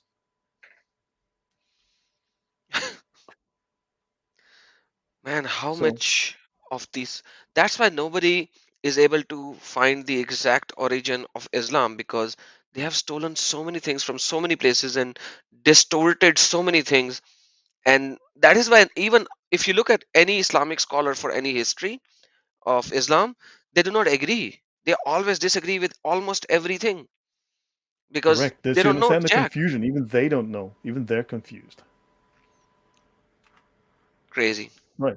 So I was just curious about like why did they bring up this epidemic outbreak illness, right? So when you start so anywho, let's move on. So I wanted to sort of pitch that and say, look, there's the story about Elias Gallus that comes later.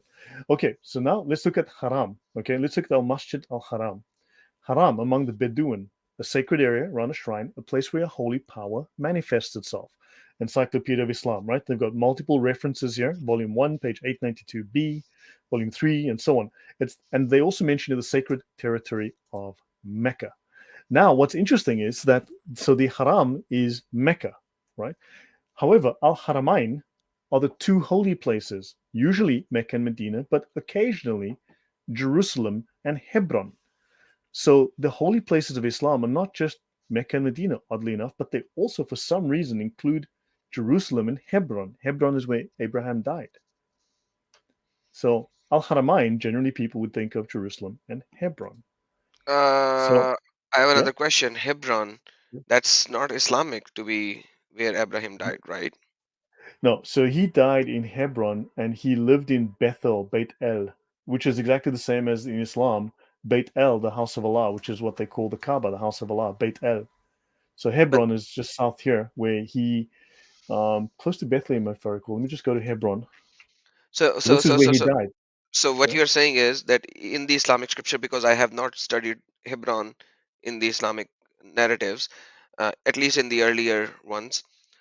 So basically, if we believe that, then Abraham did travel 1200 kilometers to Makkah. yeah. He supposedly traveled from Hebron all the way to Makkah, exactly 1,200 Oh man. kilometers, and back in the same day. Which is why they had to, which is why the scholars had to invent the story of the Burak for Abraham to explain how he went 2,400 kilometers in one day. That's why the earlier Wow. stories of Burak all are to do with Abraham, and only much later do they deal with Muhammad and the Burak. Okay, I have some people who are saying that Sure. there's a problem with the super chat and they are trying to send in super chat but they cannot. For example, Vivian just said that he sent a super chat but I can't see it, and the account was showing, his account was showing. So I'm sorry, Vivian, I have no idea what happened to YouTube. It's a YouTube problem. And if the account, your account has shown it, it's in processing and it might revert back. If it does not, you can, you should call your bank or whatever credit card you use. So I'm sorry, it's more of a YouTube issue. Quite frankly, I'm so sorry. I can't do much about it, and I would recommend everyone for the rest of the video today not to send a super chat because seems like we have a problem. So, and by the way, everyone who would like to support me, my work or Lloyd's work, they can join us in Patreon. My Patreon link is in the descriptions, and obviously, Lloyd, your Patreon link should be in the description of your videos as well, correct? If you go to my videos, I have a description. You can, yeah, if you'd like to, if you like what I'm Yeah, doing. Thank please. you. Please Yeah, share that over here if you have it, because people are trying to support but apparently they cannot. So anybody who would like to support me, they can join my Patreon. This is my Patreon. And if you would like to support Lloyd, because in these sessions it's all Lloyd brothers. I'm just a supporter. You know, Batman has a Robin. I'm acting as a Robin. So yeah, so all of you who would like to support, they can use the Patreon. And apparently something is a problem at YouTube side. I hope they'll fix it within a couple of hours, but maybe not today. That maybe not they can do it right now. So I don't know what is going on. yeah. Yeah, reasoned answer just mentioned. It is interesting to note that the word hasba, which according to some authorities signifies typhus, the disease typhus, primarily means pelting or smiting with stones. But the idea of also when you have smallpox, you have little dots, little stones on your skin. So there's some confusion about whether they mean stones from smallpox or whether it's, and these Muslim authors literally said, hold on, but this is stones that were dropped on them. Understand? So was it disease? And then they embellished the story. They decided to just add all these details and make it into, well, Allah said, look, these birds are going to drop these stones. What birds? You know, so understand this is where this may have come from. Okay. So Amazing, now, amazing. okay, in Surah 4, verse 125, in which Abraham is described as Hanif, it is stated that God took him as a friend. Allah took him as a friend. Okay. And hence, there's the later designation of Hebron, the alleged burial place of Abraham, as Al Khalil. Okay. Now, that's Al within Khalil Islam. simply means the friend, right? Yeah. Now, but notice now. Here's the thing. So Muhammad is Hanif. Okay, okay. Allah is Hanif, right? Abraham is Hanif. But now let's have a look. A little problem with that. So when we go into the history, we find out it was not until after the Hijrah. Okay, so the Hijrah happened when 632 thereabouts, if I remember, 630. No, 622. 622. So Yes, it's not until 632 is after. when Muhammad died, Yeah, FYI. yeah. For That's why those you of might yeah, yeah. remember this date. So So it's 10 not years until before. Yeah, sorry. so it's not until after 622 that Muhammad, on the occasion of his argument with the Jews, when the Jew says, "You're talking nonsense, buddy, get lost." So it's only after the Jews reject Muhammad that he then says that the Old Testament patriarch Abraham is a Hanif. So the story of Abraham being Hanif doesn't come up until after the Jews reject him, and then he makes up the story. And only then does he say that Abraham is the first Muslim, and only then does he then make up the story that together with Ishmael, the ancestor of the Arabs, he built the Kaaba. So this again, this story only comes after 622. Why did Muhammad not make this tale before? Because he just decided to plagiarize Ishmael, plagiarize Abraham. Wow.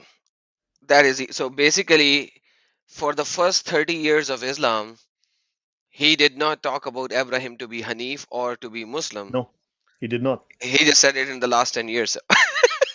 Yes. Yeah. And then this somehow made Abraham the most important person of Islam before Muhammad, right? So somehow now, this is how and when he connected himself to the Abrahamic religions. He made it up completely. It's completely made up. It's not an Abrahamic religion. He simply said, oh, by the way, Abraham is a Hanif. Abraham was a Muslim. Ishmael was a Muslim. So by making up this story, Islam was able to claim priority over both Judaism and Christianity by making up this entire story after the Jews reject him. Your just to comment? add, just to add and connect. In the Bible, you will not see God calling Abraham, come to my religion. In Islam, Allah says that I have chosen this religion for you. This is the best religion in the eyes of Allah. Multiple verses. But if you look at the Bible, God of the Bible do not say, I have chosen a religion for you, or I have chosen you for a religion which I love. The word religion in its core essence is paganism. Like, let me repeat, nobody needs to get go on a tangent for this particular statement that I'm saying. In the Bible, God never said Yehudism is a religion. In the Bible, God never said Christianity is a religion. No. God of the Bible is very clear. He chose particular Hebrew people, and he said, come to me, I have chosen you. Just like he said to Abraham, I've chosen you, and you will be, and your son I will establish my covenant with. And come to me, I am your father. So God wanted to have a relationship with his creation, and that's what God did. And he gave us covenant after covenants after covenants, and he established covenant slowly and gradually, the completion of which is in our Lord Jesus Christ. And then Muhammad came up and he ignored everything else, and he said, go to the religion of Abraham. But Abraham had a religion before God chose him. That religion was a Hanif, which is a pagan religion, and the word religion in its core is pagan. You see what I'm saying? I hope you understand what I'm saying. No, that's. I think that's all. I think we've made it very clear that Abraham was originally a pagan, a Sabaean, a moon worshipping pagan, right? And this same moon worshipping paganism is what Islam adopted as its root, right? Where they get many of their practices from. And Muhammad, according to the researcher, according to the development of the Quran, only adopted Abraham after the Jews rejected him, so that he could then claim that Abraham was part of his lineage and that he was part of these growing religions. He made that up only very late. So yeah, so there we see that this is he just made it up. He just asserted it. There is no evidence. There is no proof. Understand? They just asserted it, and any evidence that Abraham was a Muslim is manufactured after the fact. Absolutely. By the way, we have a Muslim in the live chat who wants to debate, brother. I think we have done 90 minutes already on today's session. Would you like me to invite him up? I mean, look, you know that Islamic debate is purely just rhetoric, false rhetoric designed to deceive. I mean, if he's got questions, we can have a discussion. I always like to. Joe Rogan has discussions. It's extremely popular. I wonder why these Muslims never want to have discussions and take questions. Yeah, let's see. Let's see if he can prove us wrong because I mean, this if is he's going to part go off three. topic, I wouldn't be very, very charmed with him. If he goes off topic, we will remove him. That's how easy it is. The topic is the religion I of was going to finish Abraham. the slide, so let me just Please. finish the slide. So, Haramain, okay, is the dual form of Haram, meaning the two sanctuaries. It is the traditional Islamic name of the two holiest cities, but it also refers to Jerusalem and Hebron. So Islam has no connection to Jerusalem and Hebron, but Haram also means pyramid, which is preeminently the pyramid of Cheops and Khephren. Now, we've mentioned before these connections to Egypt. So Haram also originally refers to pyramids. And we'll learn later on how some of the groups that they are related to used to make regular pilgrimages to Egypt. So now you've got this again, this connection to the original gods that came from Egypt. Okay, so I'm not going to be able to finish the story of Muqarrib, which is very, very interesting to explain the whole what is Muqarrib, but fine, bring him on now. I guess at this point we can Oh, stop there. Mukarrab is very good. I will next time if it is Mukarrab, I will gather all the uh, Quranic verses Yeah, on Mukarrab and Mukarrabun. because we need to start talking about Muqarrib exactly when you start talking about because Makaraba comes from Qarib. Okay, now check this out. He has been given a link and he is still babbling in chat. I don't know why. Because he has the link, he should just click the link and come up. Now I am irrelevant. Should I debate you? Though I should come and record your lies about irrelevant people like you. So why did you even say Debates earlier? take time to set up. You're supposed to have rules and a premise and a topic and you know. I mean, if he So has questions, he's welcome to come up. If he has to check take this our out. questions as well. He first said I want debate, right? And he first said On debate what? me. So Debate specify your me. topic. Forget Specify your topic. brother, forget that part. Forget that part. He wants debate, he wants to debate me, and then suddenly I'm irrelevant. Imagine how stupid, idiotic, and ignorant these people are. They demolish their own statement just like Muhammad in one single conversation. Like I did not have to do anything. He just demolished himself. Like he just simply demolished himself once and for all by stating three contradictory statements in one single live chat within less than 5 minutes. When the link is already there, it's clear. Come up. He's back. I want debate. I want Well, the look, I debate. mean, while he makes up his mind, let's just go on then. If Yeah, he's let's just go on. okay, so mu. So now we're gonna have to look at this prefix mu. Okay, so thank you, Jackie, very much. Yeah, he's such a distraction. Don't let it happen. So the word mu. Okay, so here I thought this would be very, very useful for determining mu. Moo. That's Okay, like Surah Bakara, the cow. so, so now we've got to discuss. Well, yeah, we this is very Quranic. Okay, at-tawbah, the mu. Okay, so the word mu. Now we got to start looking at some a little bit of language. Okay, a little bit of Arabic language. So the Sharia enables Muslims to bring their lives in line with the will of Allah.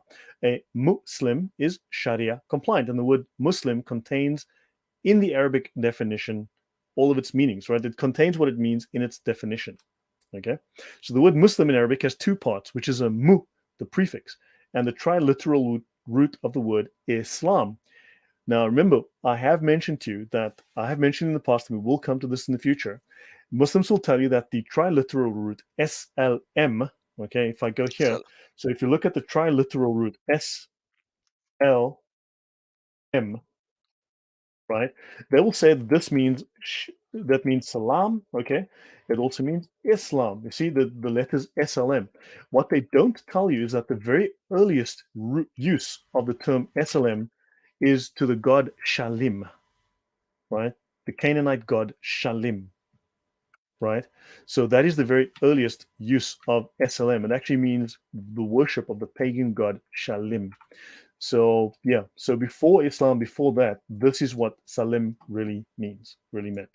Okay, so now the word, so you have two parts, the mu prefix and the triliteral root of the word Islam. That root word Islam is a verbal noun that means submission, right?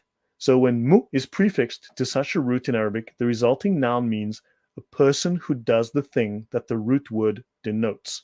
So salim, if it means submission, then a muslim is a person who does submission. However, if we look at the original SLM, meaning the god Shalim, we'll get into detail in this in the future, then this Muslim is someone who follows the god Shalim, the star god Shalim. Okay?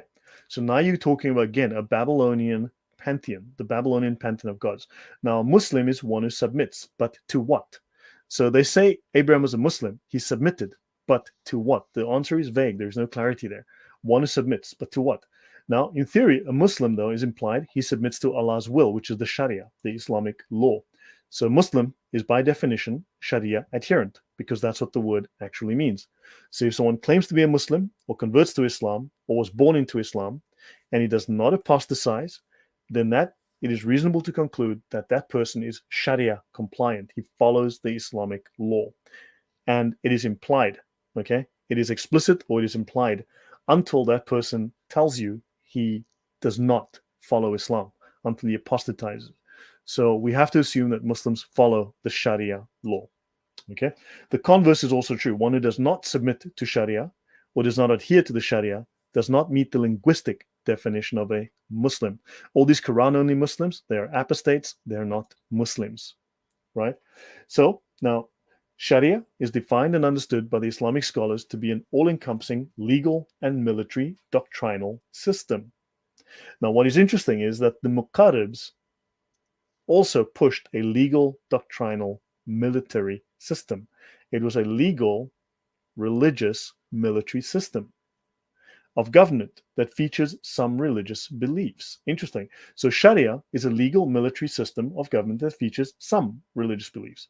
It is binding for Muslims. Sharia includes a multitude of very innocent obligations, like to believe in the oneness of Allah, to pray 5 times a day, to avoid eating pork. However, jihad, as various forms of warfare to spread Islam, is a core obligation.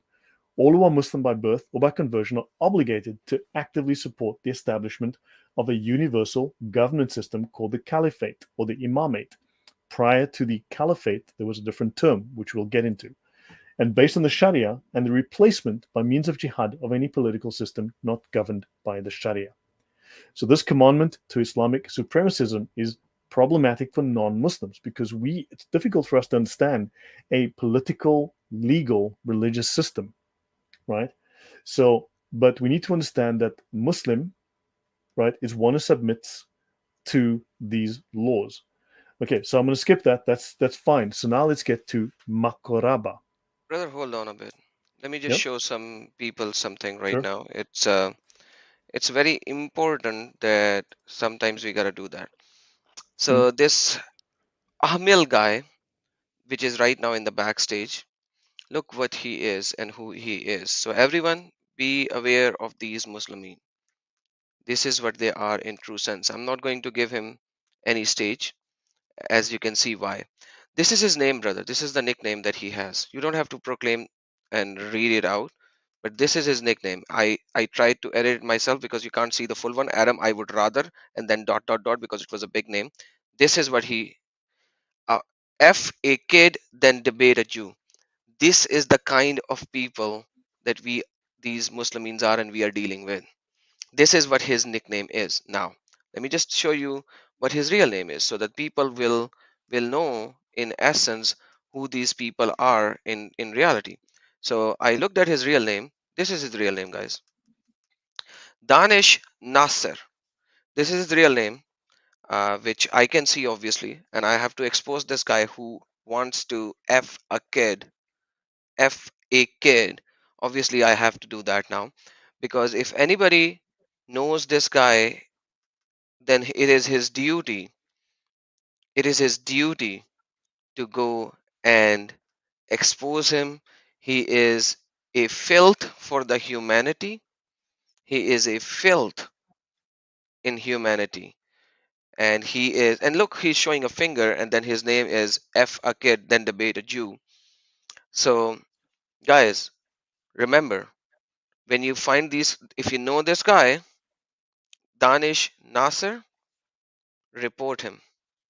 Report him. Wow. This is what his name is, and this is what he does. This is who he is in reality. And my moderators, please ban block this guy from my channel once and for all. Thank you so very much, brother. I'm sorry to change the Wow. topic a little, but we gotta Shocking. show this. You can see what he wrote. Imagine that. That is shocking. Shocking. Yeah. He blew his opportunity to come up and show how smart he was, I guess. Like he is not smart, as you can see from his name, the edited name that he did, and he's not smart that he thinks that I will not know who he is really if he comes up and do these kind of things. When you were speaking, he showed me a knife, a can opener, a bottle, and he showed me his fingers and all that, and he was doing that in the back end. And I was like, let me just read what his true name is, but like because his name was very vague and it was like dot dot dots, and I was like, okay, let me just see. So I clicked on edit, and that's where I see his full name. Imagine how dirty, filthy minded these son of mutas are. That's the reality of these people, man. Right. Yes, Yeah. brother. Sorry about this distraction. Please carry on. Now, look, I mean, this is Islam. Unfortunately, they're required to do this by the doctrine of commanding the right and forbidding the wrong. It requires them to do that. Apparently, yeah. It has been proven many times in our videos. Mm. No, there's the fundamental doctrine in Islam, for those who don't know, is called commanding the right and forbidding the wrong. What's the name in Arabic, Adam? Uh, Nahi ani munkar. Um, Yeah. Um, so that is the fundamental doctrine within Islam. It's called commanding the right and forbidding the wrong. Actually, let me just go over here. I want to show you guys something since we are here now. So so this is the fundamental book Q, commanding the right, forbidding the wrong, page 713. So I'm just going to go there for a minute because I want to show you. This page 713. Here we go. okay, This is okay, the go up. fundamental Yeah. doctrine. Kitab bil ma'ruf wa nahi anil munkar. Yeah. Al amr bil Okay, ma'ruf wa that's it. nahi Yeah. anil munkar. Right. So this is the fundamental doctrine. This is the most basic fundamental doctrine of Islam. Everything else within Islam hangs under this. Muslims have an obligation to command the right. It is a communal obligation, and there are levels. Okay, and I will do this very quickly. But within Islam, this doctrine, jihad, is part and parcel. It falls under this obligation of commanding the right and forbidding the wrong. Don't forget that commanding the right does not just mean that it's an obligation upon Muslims. It is also an obligation for Muslims to make non-Muslims, that means you who are not or a non-Muslim, to follow the Sharia, to do what they say. Non-Muslims are also required under this law, this Islamic law, to follow Islam, to follow the Sharia. So notice here, this is the set of levels. Now, these are a suggested, recommended list of levels. However, they can jump straight to the end without going through the levels. Okay, and that is interesting. You might have found him. Excellent one, Thaddeus. Excellent one. So yeah. Very possible. Okay. Yeah. So guys, understand that they are supposed to explain that something is wrong. They're supposed to they explain. Then they're supposed to forbid the act verbally. They're supposed to tell you to stop. Okay. Then, now look, we can go into each level here and discuss it in depth. I'm not going to do that. But there's to censure with harsh words. In other words, the instructions are they have to abuse you verbally, right? They have to use verbal abuse, right? So they can swear at you, which is what Muslims will do because it is part of the Islamic law. They're required to use harsh language. Then they can right the wrong by hand. In other words, they can kick, break, or hit. They can hit you, slap you, punch you, kick you, or break things. Then notice it's odd. Intimidation only comes after because this is where you are going to threaten them with far more severe punishment. Then Muslims are required to assault that individual. And if that doesn't work, they must get weapons. They must use force of arms. This is part of the Sharia law. This is why Sharia is something that they hide because it teaches them to use violence. And don't forget, they don't have to go step one, step two, step three. They can start here and finish here. They don't have to go in this particular order. These are just suggestions. Okay, Yeah, I'll and leave that at that. no, no, you don't have to leave it at that. Let me fix that 110% that whatever you are saying is 110% correct because this is everywhere in Islam.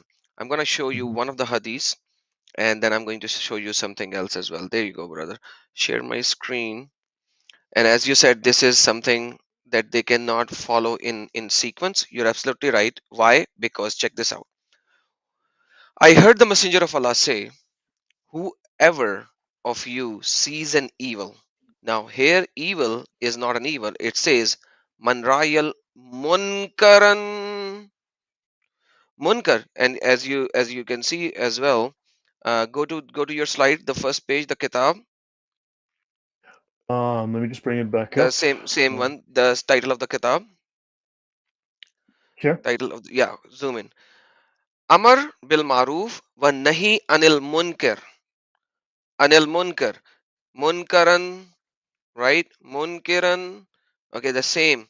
So let him change it with his hand. So the first thing is hand, brother. And if he is not able to do it, then with his tongue.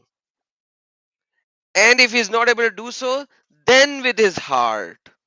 So, brother, actually, in reality, hand comes first. Yes. So, so words comes later because you are not able to do it with your hand. That's where the words come in.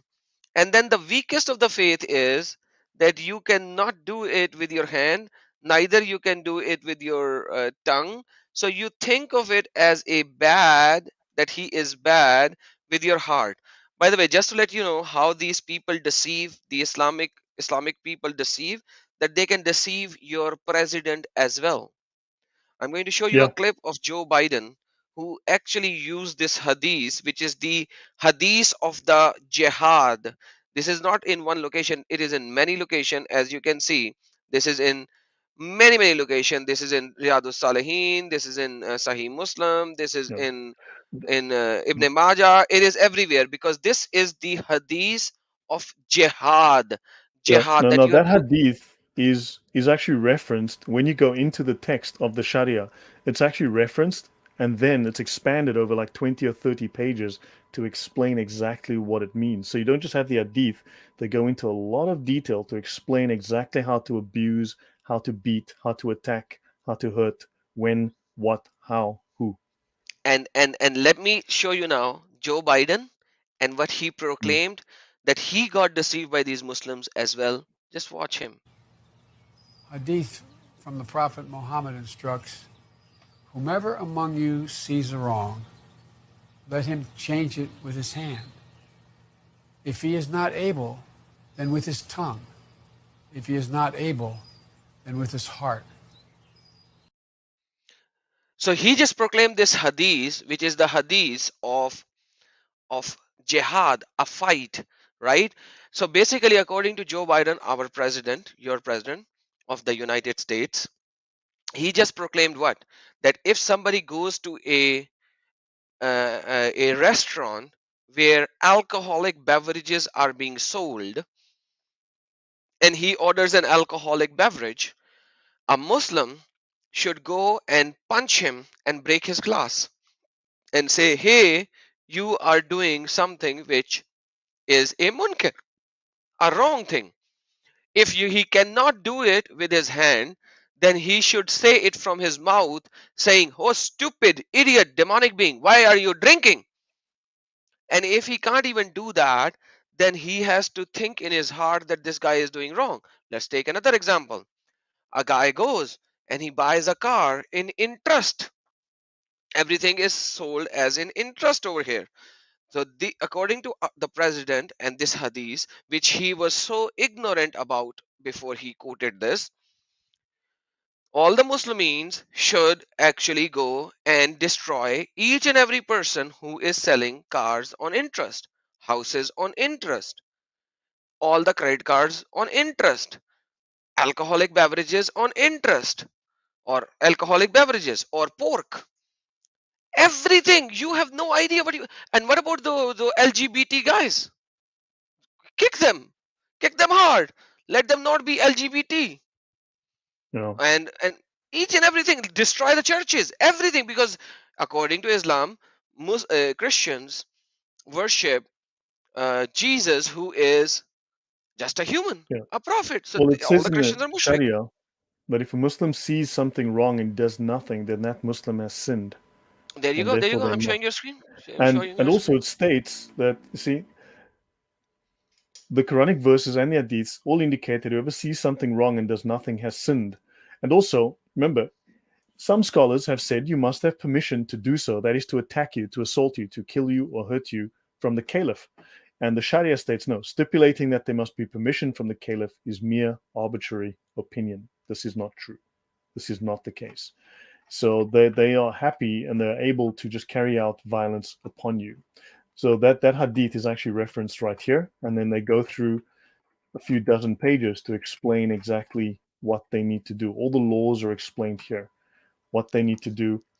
So you see, you have to bear down on him with sharp, harsh words. You have to insult him, right? You can break things and so on, and there is no punishment upon you for doing so. But so maybe let's take the last few minutes and finish up with this, and I can try and finish at least one more slide.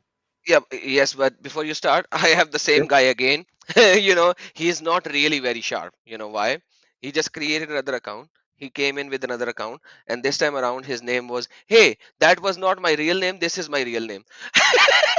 Man, this guy is absolutely dumb, rather dumber than a dumber dumb. He thinks if he comes back again with a new name, with with the edited name saying, "Hey, my real name is this, not that," we will believe it because Sure. oh man, that is just crazy. These guys are idiots, man. These guys are really idiots. Oh, like what did he say? He said that is clear admission that previous one was his real name. Yeah, Danish Nasir. Now we know who you are, man. Too late, buddy. Too late. Please, brother, carry on. Sorry for the distraction. Yeah, crazy stuff. Okay, guys, so hopefully that was at least entertaining and also educational, learning about the Sharia. So, Makaraba is easily derived from Muqariba. Makaraba, Muqariba. This would just be a Latinization of this old Arabic, Yemeni Arabic name, right? The Muqariba, okay, the Makaraba, the Muqariba, the Makaraba, think, Makariba, Makaraba is a priest king. And they served the will of the Allah, Al Makkah. We know that the moon god Al Makkah was also known as Allah. So the name Allah goes back to 700 years, right, BC, right? So we know that from the coins that Al Makkah also happened to be Sin. So Al Makkah was the name of the moon god, the Babylonian moon god, Shin, right, or Sin. And he was also known as Allah, right? So the Muqarriba was a priest king who served Shin or Sin, right? He served Al Makkah. So we're talking a priest king. Muhammad was effectively a priest king, and he's also a warrior priest king. So these Muqarribas were warrior priest king. So under Islam, what happened was they took the term caliphate and the khalifa. So Muqarriba became in Islam the khalifa, right? And the leader who became the Amir al-Mu'minin. Now, what is interesting, we discussed this term last week. Before there were Muslims, before there was Islam, those people who became eventually a century or so later, 100 to 200 years later, who became Muslims, who worshipped Islam, they were the Muhajirun, right? And before that, they were also the al-Muqminin, right? They were just the believers. They were just the believers. And the term Amir goes well before Islam. It comes from Yemen as well. So what you've got is the al-Muqminin, the believers. Okay, and min in the Hebrew and in the Arabic means a heretic. Okay, the mu'minin, the min would be a heretic. I discussed that. I will get into that in the future, but mu'minin, mu'min, right? One who does what is followed in the next word. The next word is min, M-I-N, which happens to be a heretic, a pagan. Mu'min, okay? One who does this thing here in the next word. So, yeah, so that would be your mu'minin. The Amir al-Mu'minin was literally the commander of the believers. In other words, a military commander. This is not a peaceful commander. This is a military commander. Okay, it's adopted by Umar ibn al-Khattab on his election as caliph, and the title was employed exclusively as the title of the caliph until the end of blah blah. Now let's look at the Amir al-Muslimin. This was the commander of the Muslims, which was first assumed by the Almoravids. They were a minor sect. They were a minor group under, I believe, the Abbasids. I'll get into that later. So they adopted this name because they wanted a name that was different to the major. So the major grouping was the al-Mu'minin, just the believers. Believing what? Who knows? But the believers did seem to be ecumenical. In other words, they were made up of Jews, Christians, and these unknown believers, this group of people. Okay, so there's a connection there. I will get into that again sometime in the future. But so you've got apparently Jews, Christians, and these people who were just believers, and it seems they were believers in the Tawhid, shall we say, right, in the oneness of God, right? So they were a movement that believed in that, and the term Muslimin was adopted by the Almoravids, I think, in the 9th century. So you're talking 200 years after Muhammad. This idea of the Muslims came about by this grouping that just wanted to separate themselves and give themselves their own identity. And eventually, that term, the Muslims, the Muslimin, that eventually became the dominant name. Okay, and the Mu'minin became the minor name. Right, moving on. Amir al-Muslimin, a title which the Almoravids first assumed in contradistinction to the Amir al-Mu'minin. Right? So the latter title, the Al-Mu'minin, was born by independent dynasties. The Almoravids recognized the supremacies of the Abbasids, and they didn't want to arrogate to themselves this title of the caliphs.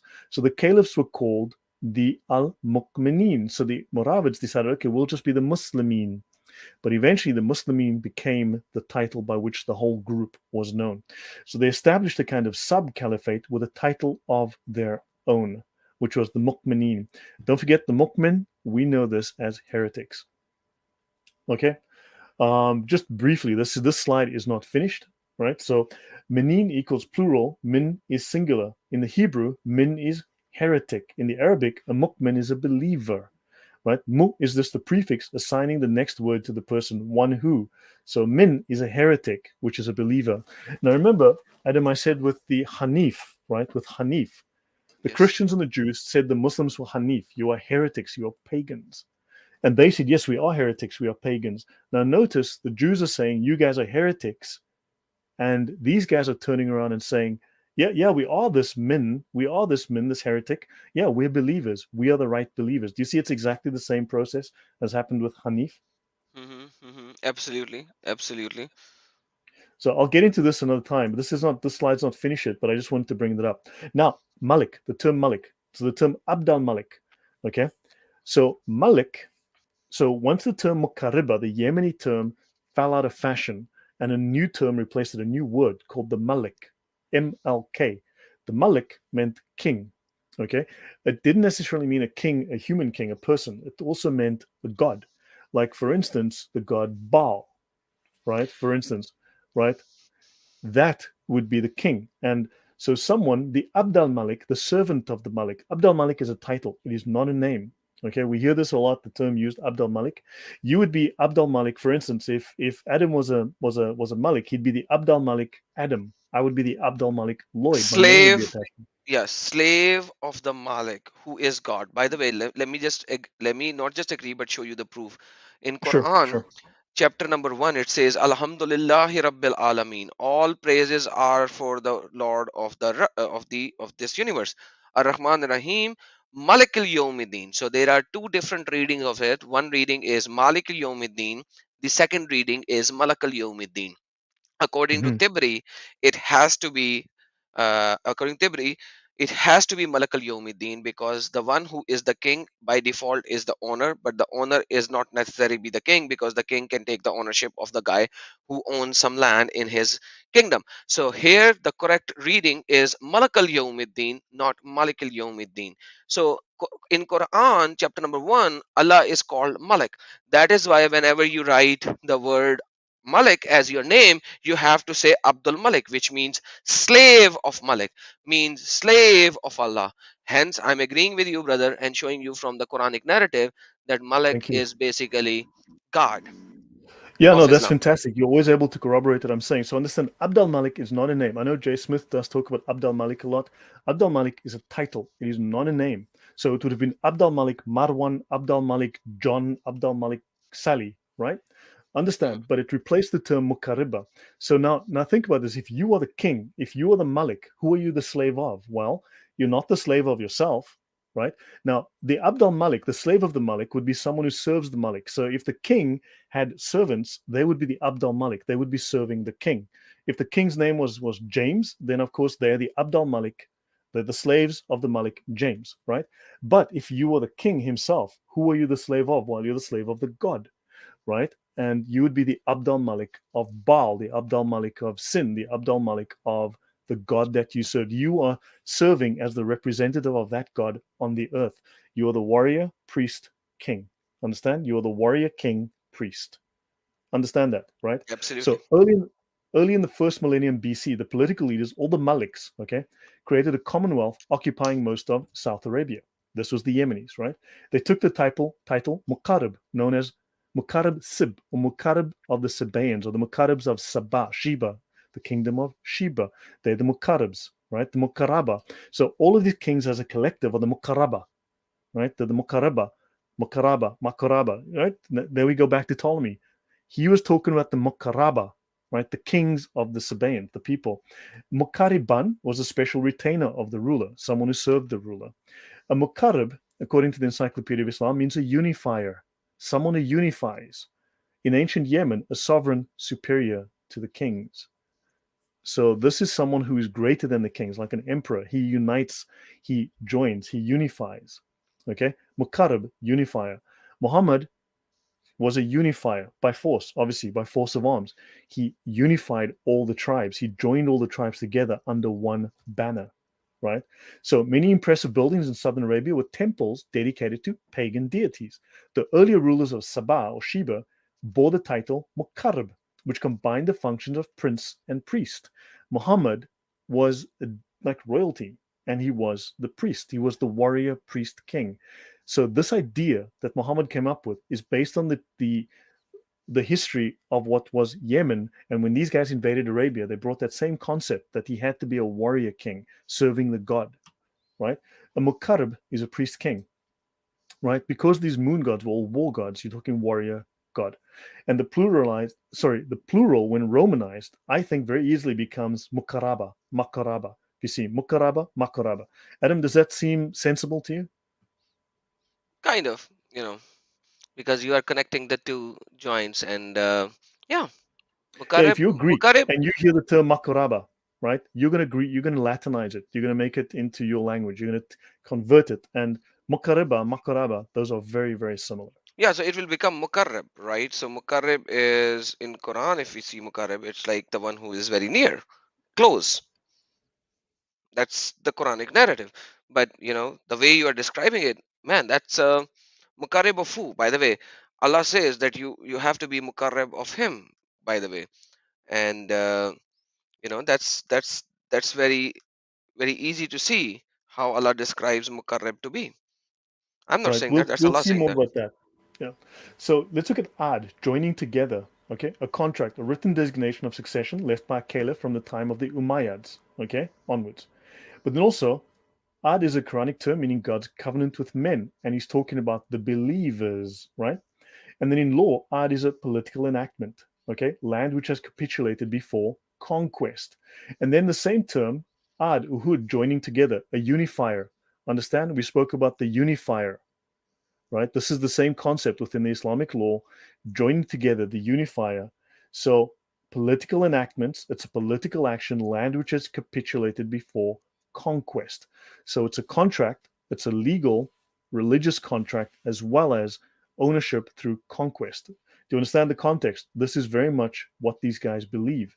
And in mysticism, art is also the covenant, vows which vary. Okay, so that there's always these mystical terms related to Islam.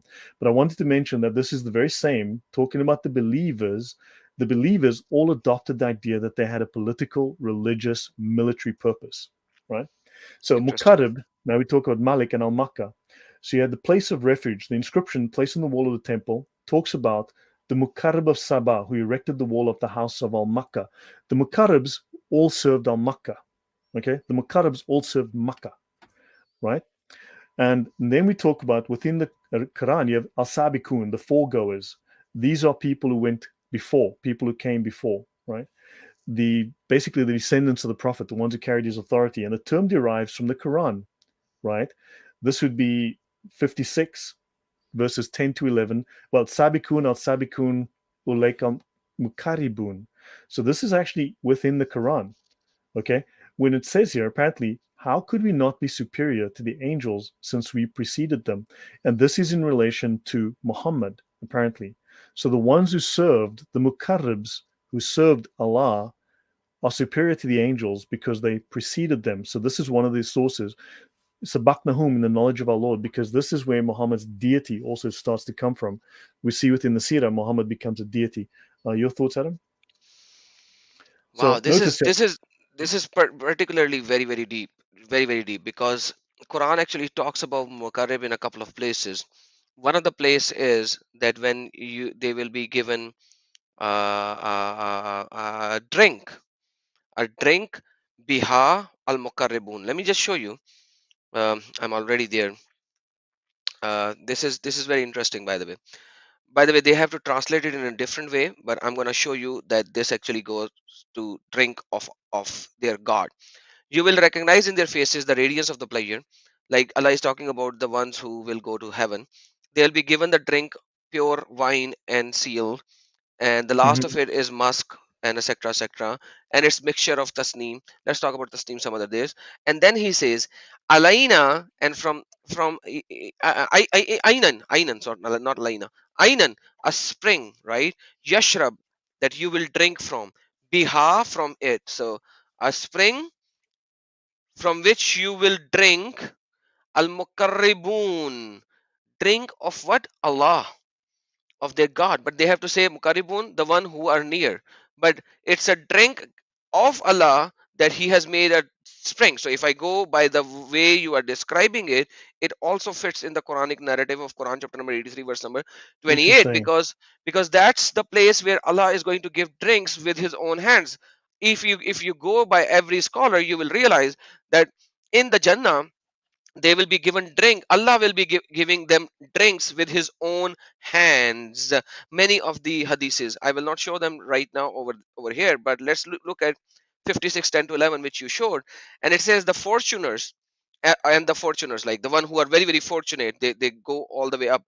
Those are the ones who, ulaika, those are the ones, al mukarribun, of the God that they worship. So man, it's very clear, because like otherwise you have to put brought near to Allah in the brackets. You have to put to Allah to the, but the Arabic doesn't have Allah in here.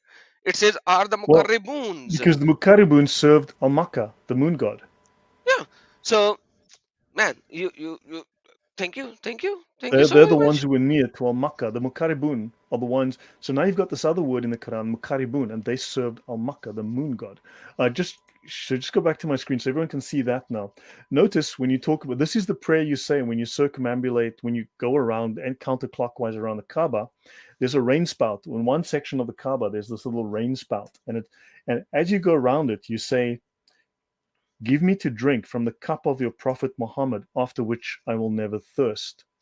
Yeah, Now I that's know another this is thing. the Quran, but Yeah, this is also in the Bible in John 4:14 or John 14:4 that he who drinks from my cup will never thirst. Jesus says but this. So but this that's a is really spiritual Muhammad. but brother, that's a spiritual one, but here Muhammad made it a physical one. So in the afterlife, Allah is going to give Muhammad a spring. So by the way, by when you have the day of resurrection, the sun will be very, very close to you, very, very close to you. Approximately, Savan is a 1.25 of a sphere length. By the way, I don't know how sun can come so close that it will be 1.25 sphere length, but forget that. So everyone will be very, very hot, and they will be very, very thirsty, like a thirsty crow, right? You know the thirsty crow, the story thirsty crow. And then Muhammad has been given Hauz al Kausar, you know, the Surah Kausar in Quran, inna atayna kal Yeah, and of Kausar course, there fasalli is also rabbika the wan-" name of a pagan god, an Okay, Arabian please, pagan deity. please don't go there. Hold on, let me finish the story. Hey man, every other thing is a pagan god in Quran, man. That's just so unbelievable. Right. Okay, so all the people who are mukarribun, right? They who are Muslimin, pure mu'mins, Muhammad will give them the water from that well. And after drinking the water from that well of Kausthar, they will never thirst. So go back to your previous slide, brother. So here, Uh, when they circulate the Kaaba, when they say this, they are referring to that Hose Kausar, which is a literal water, because Muhammad did not from the had any Kaaba. sons. Yeah, Muhammad did not had any son. So Allah supposedly gave him the Hode Kausar. Oh Muhammad, there you go, have Hode Kausar. We are not going to give you any son. And this is literal. It's in literal meaning. But when Jesus said, drink from my cup, he is not talking about the literal cup and the literal water. Like, that's how stupid it is. Muhammad did not know jack about what he is saying. He just mixed Right. everything. I'm Exactly. sorry to So divert no, cool. the. Yeah. Yeah. Okay. So let's finish off this. I want to finish up because it's Yeah, after it's 1 pretty a.m. late. for me here. So guys, so I wanted to talk about this Mukarib thing, right? Because the Mukaribs, which is mentioned in the Quran, as Adam has demonstrated as well, it's very much these are people who follow the god Makkah, right? These Mukaribs specifically follow the god Makkah. Within the Quran, that is taken straight out of this Yemeni Sabaean belief, this Babylonian belief. So these people were led by Mukarib, a sovereign superior to the king. So Muhammad believed he was superior to everyone on earth. He is superior to the kings. His name is a unifier, okay? The Tawhid, the unity, and all that. And of course, the building of this temple of Al Makkah, the great god of the Sabaeans. So these guys would have, they would worship the god Al Makkah, Al Mukk, right? Makkah, right there. So you've got that. So these guys, the Mukarrabs, are strictly and specifically in Yemen related to their worship of Al Makkah and the temples of Makkah, right? So in South Arabia, there was the kingdom of Sheba, capital at Marib, okay? And the leader of the tribal confederation, right? He believed he had to unify all the tribes, which he did, right? He was given the title Mukarrab, okay? And so there you go. So I just wanted to mention that this whole idea of the Mukarrab, eventually, we'll talk more about this, becomes the Malik, right? And the Malik Wow. has to do war. He is the religious military king, right? So these are priest kings, these are federators. They have to join everything. In the 4th century, the title Mukarrab, the Mukaraba, right, which is where we get the term, I believe, Makaraba from. So the Mukaraba, because that's the plural of Mukarab, Makaraba, right, which is Makaraba on Ptolemy's map, which is in Yemen, right? And the title was replaced by Malik or king. Now, I'll pause here for a moment, but I will let you know. Um, By the way, just to let you know, yeah. Mukarrib, you use the other kind of a calf. That is a calf with a dash. You should use the calf with two dots. So there are two types of calf and calf. Depending on Okay. how, the Yeah, pronunciation with is the a little bit Yemeni, different. it would be ka, but in Arabic, it would be ka. Yeah, so with a calf with the two dots on the So, top. so the term Malik, also the term MLK, while it does mean king, it also means Moloch. Oh no, no Okay, kidding, no kidding. it also means Moloch, and we all know who Moloch is, right?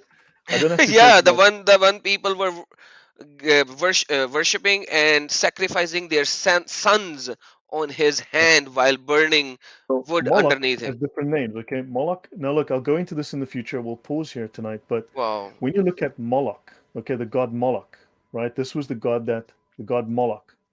Okay, Yeah, so Moloch is related to Baal. Moloch is related to all of these pagan gods.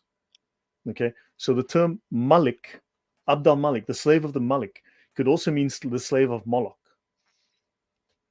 crazy. Wow. That is Okay, that is just absolute craziness, brother, over here. Wow, I'm amazed.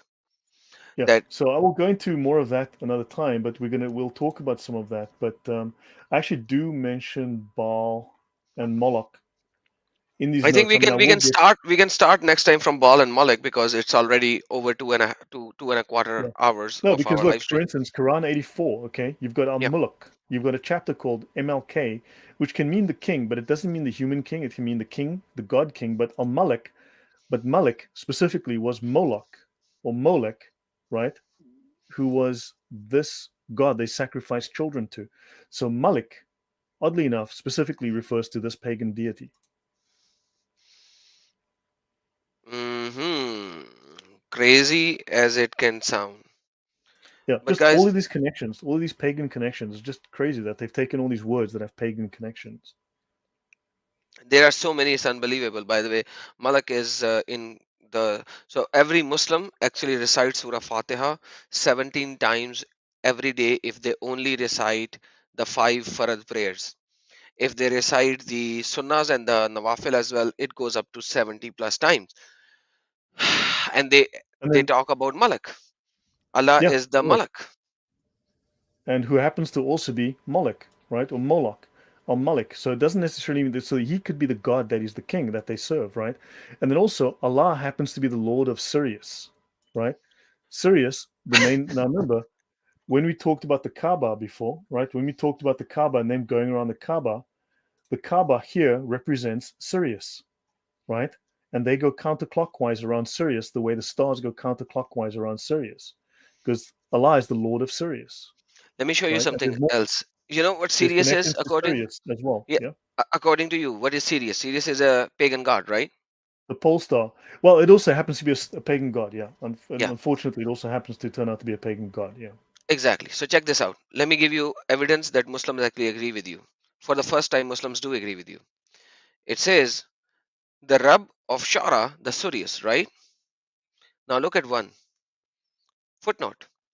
A Well, star worshipped by some of the pagan Arabs.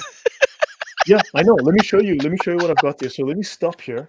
So, so this guy, the Lord of Sirius. Okay, remember we said that Allah. So Allah was the name of Al Makkah. Makkah, I say, is probably the name where Makkah comes from, right? Makkah was Hmm. the temples where they served the god Al Makkah, right? Hmm. Right. This is Makkah. Now Makkah was also known as Sin, and who is the Lord of Sirius? Well, he happens to be Sin, the moon god. It's just like Yasin, because Ya simply means in Arabic, Ya means oh. For example, you said, "Oh God." When you have to say "Oh God," you have to say Ya Allah, right? Well, Yasin means Yasin. So Ya means yeah, oh, sin is the you are already saying. there you go. Oh, human being. They say they don't know what it means, but it means Ya sin. Now notice Ya is also the original root of the term Ya, which this is a Semitic root. We have Yahweh, okay? And there are numerous moon gods also called Ya. Understand? There are Babylonian and Egyptian and other gods whose their name has Yah in it. Yah. But Allah is Yahweh, right? So you've got Yah, which originally in the Babylonian context is a moon god, and Sin, who was the father of the moon gods, the main gods, Yah, Sin. And the Islamic scholars say we have no idea what that means, but both of these are the names of pagan moon gods. By the way, Ibn Kathir actually writes in his tafsir, which you will not find in the English, but in I the have it right Arabic, here. Oh, sorry, no. yeah, in Okay, yeah, Arabic, he sorry. actually says that according to the Yemeni language, Yasin means ya insan. Insan means human. It means? Human. Let me see. Yeah, Let me Insan open that. al-Kamil is the perfect man. But yeah, Yeah. okay, well, so true, but I think that's guessing because we know who Sin is and we know who Yah is. Yah is a moon god. Okay, Yah happens to be a moon god. Moon god. The Yeah. Egyptians called him Iyah. Okay, but he was also called La in at least one reference. He's called La, but he's called Iyah as well. He's the Egyptian moon god. So it's all moon gods. All of them are moon gods. I'll stop here. I think I'm done for the night. I need to go. But hopefully, guys, you see all these connections, these pagan connections from Egypt, Babylon, Canaan, Sumeria, you name it. All of these things. And the Arabian moon gods of, well, all of them Babylonian moon gods. They copied the Babylonian moon gods, and so all of these terms, all of this history, all of it is originally from the Babylonian pagans, and it went to Yemen, and then it went into Arabia. Yeah, let me show you what Ibn Kathir is saying as well, because some scholars actually knows what it means. Let me show you. This is 36:1, Surah Yasin, verse number 1, Tafsir Ibn Kathir, Arabic. You will not find it in English. This part they do not translate in Arabic. And it says, Warawi an Ibn Abbas, according to the statement of Ibn Abbas, Raziyallahu anhuma, wa Akrama, and according to Akrama, was Sahak, and according to Sahak, wa Hassan, and Hassan, was Sufyan bin Abina, and according to Sufyan, an Yasin, that Yasin, Bama'ana ya insan, that it means, O insan, O perfect human being. Waqala Said bin Jurair, and according to Said bin Zarir, who kazalika fil lughatul Habasa. This is according to the lughat or the language of Habasha. And then he Mm-hmm. says, Wakala Malik, and according to Malik, and Zaid bin Aslam, and according to Zaid bin Aslam, Hua, that is Isma min, which is the name of Allah Ta'ala. And so you have to pick one. So if you have to pick one, it's up to you. They are saying the both thing. It is one of the name of Allah Ta'ala, or means Allah the God, or it is a word from the Habasha, which means oh human being. So they actually know both. So Yasin, sin is the name of Allah, and sin is a pagan deity. Thank you so very much. Allah is a pagan deity. MashaAllah. Okay, very See? interesting. So tell you what, let me finish 2 slides, and then I have to call it a night, guys. I really gotta Yes, sir. go. Okay, so let me show you guys. So now, when I say the Lord of Sirius, I'm not saying that Allah is Sirius. Okay, that is not necessarily the case. The Lord of Sirius. So Sirius is one of the major deities, but he's not the major deity. Sirius is a star god. The star gods generally are considered to be the children, the offspring of the moon and the sun god. Now, in most civilizations, the sun was the male and the moon was the female. But in Babylon, the moon was the male, the sun was the female, and guess where else that was the same case? Well, in Arabia. So in Arabia, the moon was the male, the sun was the female, and they had kids, and they would have the stars as children. All right. MashaAllah. The So stars so for children. Oh man, that's so crazy. Sirius is also known as Al Shira. Okay, Al Shira. Okay. So what you've got is here. He learns that I already have that, a star worship of some ancient pagan, Sirius. So Sirius is a star god. He's a secondary god. After the moon, then the sun, then the stars, right? Then the lower gods, right? So moon, sun, stars, right? So the Lord, so Sirius is below sin. He's a god underneath sin. So who did Sirius be? Whose pantheon was he part of? Well, he was the part of the pantheon of sin.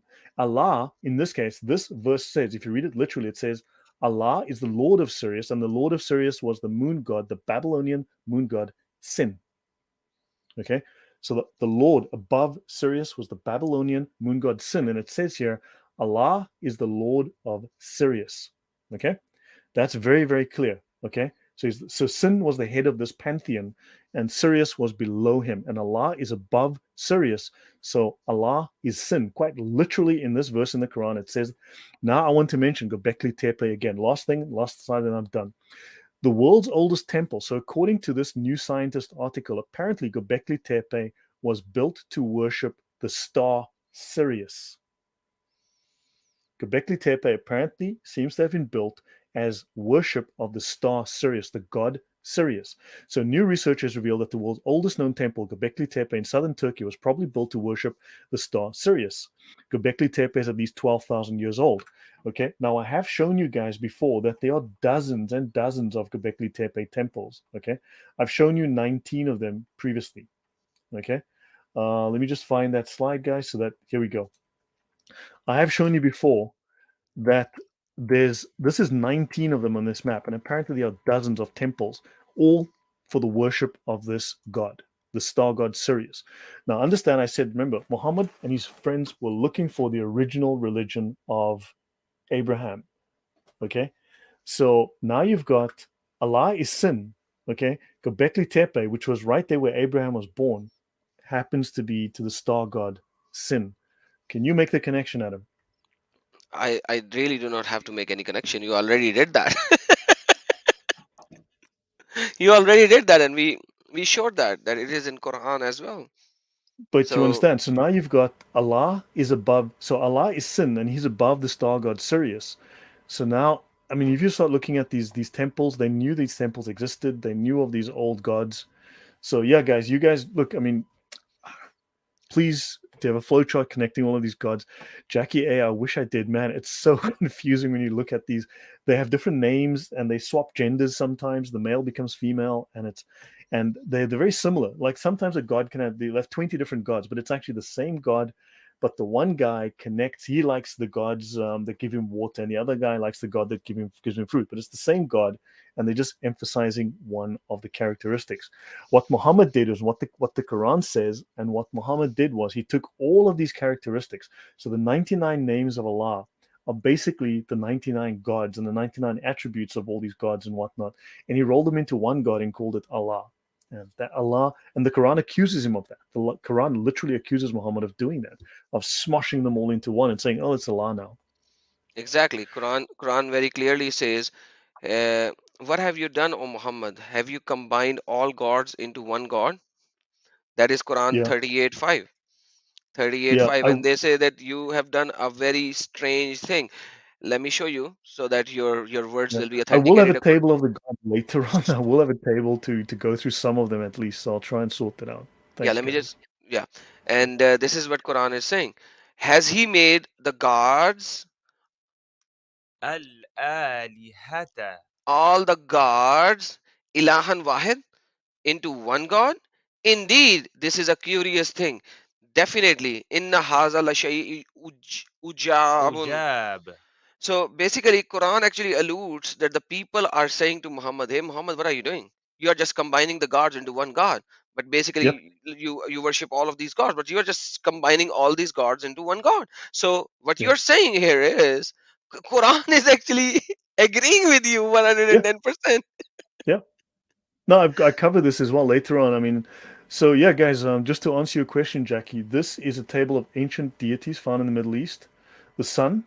You have Alat Shams. Okay, you've heard of Alat before. Allah Ta'ala. They still say this today. Okay, for the moon, they still say this today. But Allah Ta'ala was not about Allah. It was about Sin, the moon god, the most high god, Sin, the moon god, known as Al Makkah. So Allah Ta'ala, what they say today, it was said about Sin then. And the moon god was Sin was also known as Allah, right? And you can see here, you've got the Mercury, Mercurius, Hermes. He was called different names in Arabia. Atarid, Atare, okay? Nebo, Astarte, that's all the same god, Nabu, and Helel. Okay, this is the crescent moon. Helel is the crescent moon. The Arabic, it's not just Uzzah, there's many names, more names than this, many more.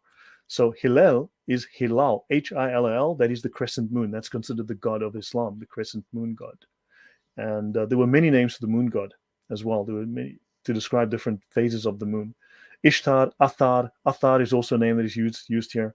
So yeah, this table hopefully helps you out. So guys, I got to call it a night. It's late. It's 1:30 in the morning. Adam, thank Thank you you very much. so I very hope much. this was enlightening for everyone. And Thaddeus, thanks for the very interesting feedback. We shall chat tomorrow. Amen. Thank you so very much, brother, for being here, and for showing your, giving your time and showing your research to Oh, everyone. yep. So guys, yeah. I mean, just a note from Thaddeus, but Tawhid. What does Tawhid mean? Unification, right? Tawhid comes. It's stolen from the Ethiopian, okay, but it means to unify. So what did he do? He unified. He just took all the gods and just smashed them into one. Tawhid. Wow, absolutely, absolutely. Thank you so very much, guys. Guys, remember one thing. Today I had far less live viewers than there usually are. It means that my channel is probably shadow banned. As you know, Pakistan is banning my video left, right, and center. So it is one of your duties that whenever I schedule a live stream, it is upon you guys to share it in your social media platform. Seems like you have not done that today. I've been saying that we are giving you the time and our research and our information. Your job is to share it. That's the best support that you can do, to share it. Even though that you have not, if you have not shared it right now, share it now so that the people could watch it later. Share it in YouTube, share it in WhatsApp, share it in Facebook, share it in Twitter. Share these videos. That's the best support that you can do for us, because this information needs to go everywhere. I need to see more people watching this. This is a deep study, a huge deep study by our brother Lloyd. He has gone through many books to give you this information. It is not a day job that he did, it is a job of years that he did. Brother Lloyd, thank you so very much for being here. Any last words before I Welcome. end the stream, brother? No, thank you guys. I hope all this was coherent and made sense. Obviously, we don't have video of that time. We don't have a signed confession, but hopefully you can see all of these connections, these words that mean the same thing, these words that sound the same, these words that are all connected. You can just see all these links and all these gods. I mean, it's just all the same, and you can see that this is clearly all this evidence just points in one direction only. And that So is the yeah, that's it pagan for me. Thank deities. you, guys. Thank you so very much, guys. Have a blessed day, evening, or night, wherever you are. Thank you. And Yeshua Akbar Akbar al-Azim. Azim.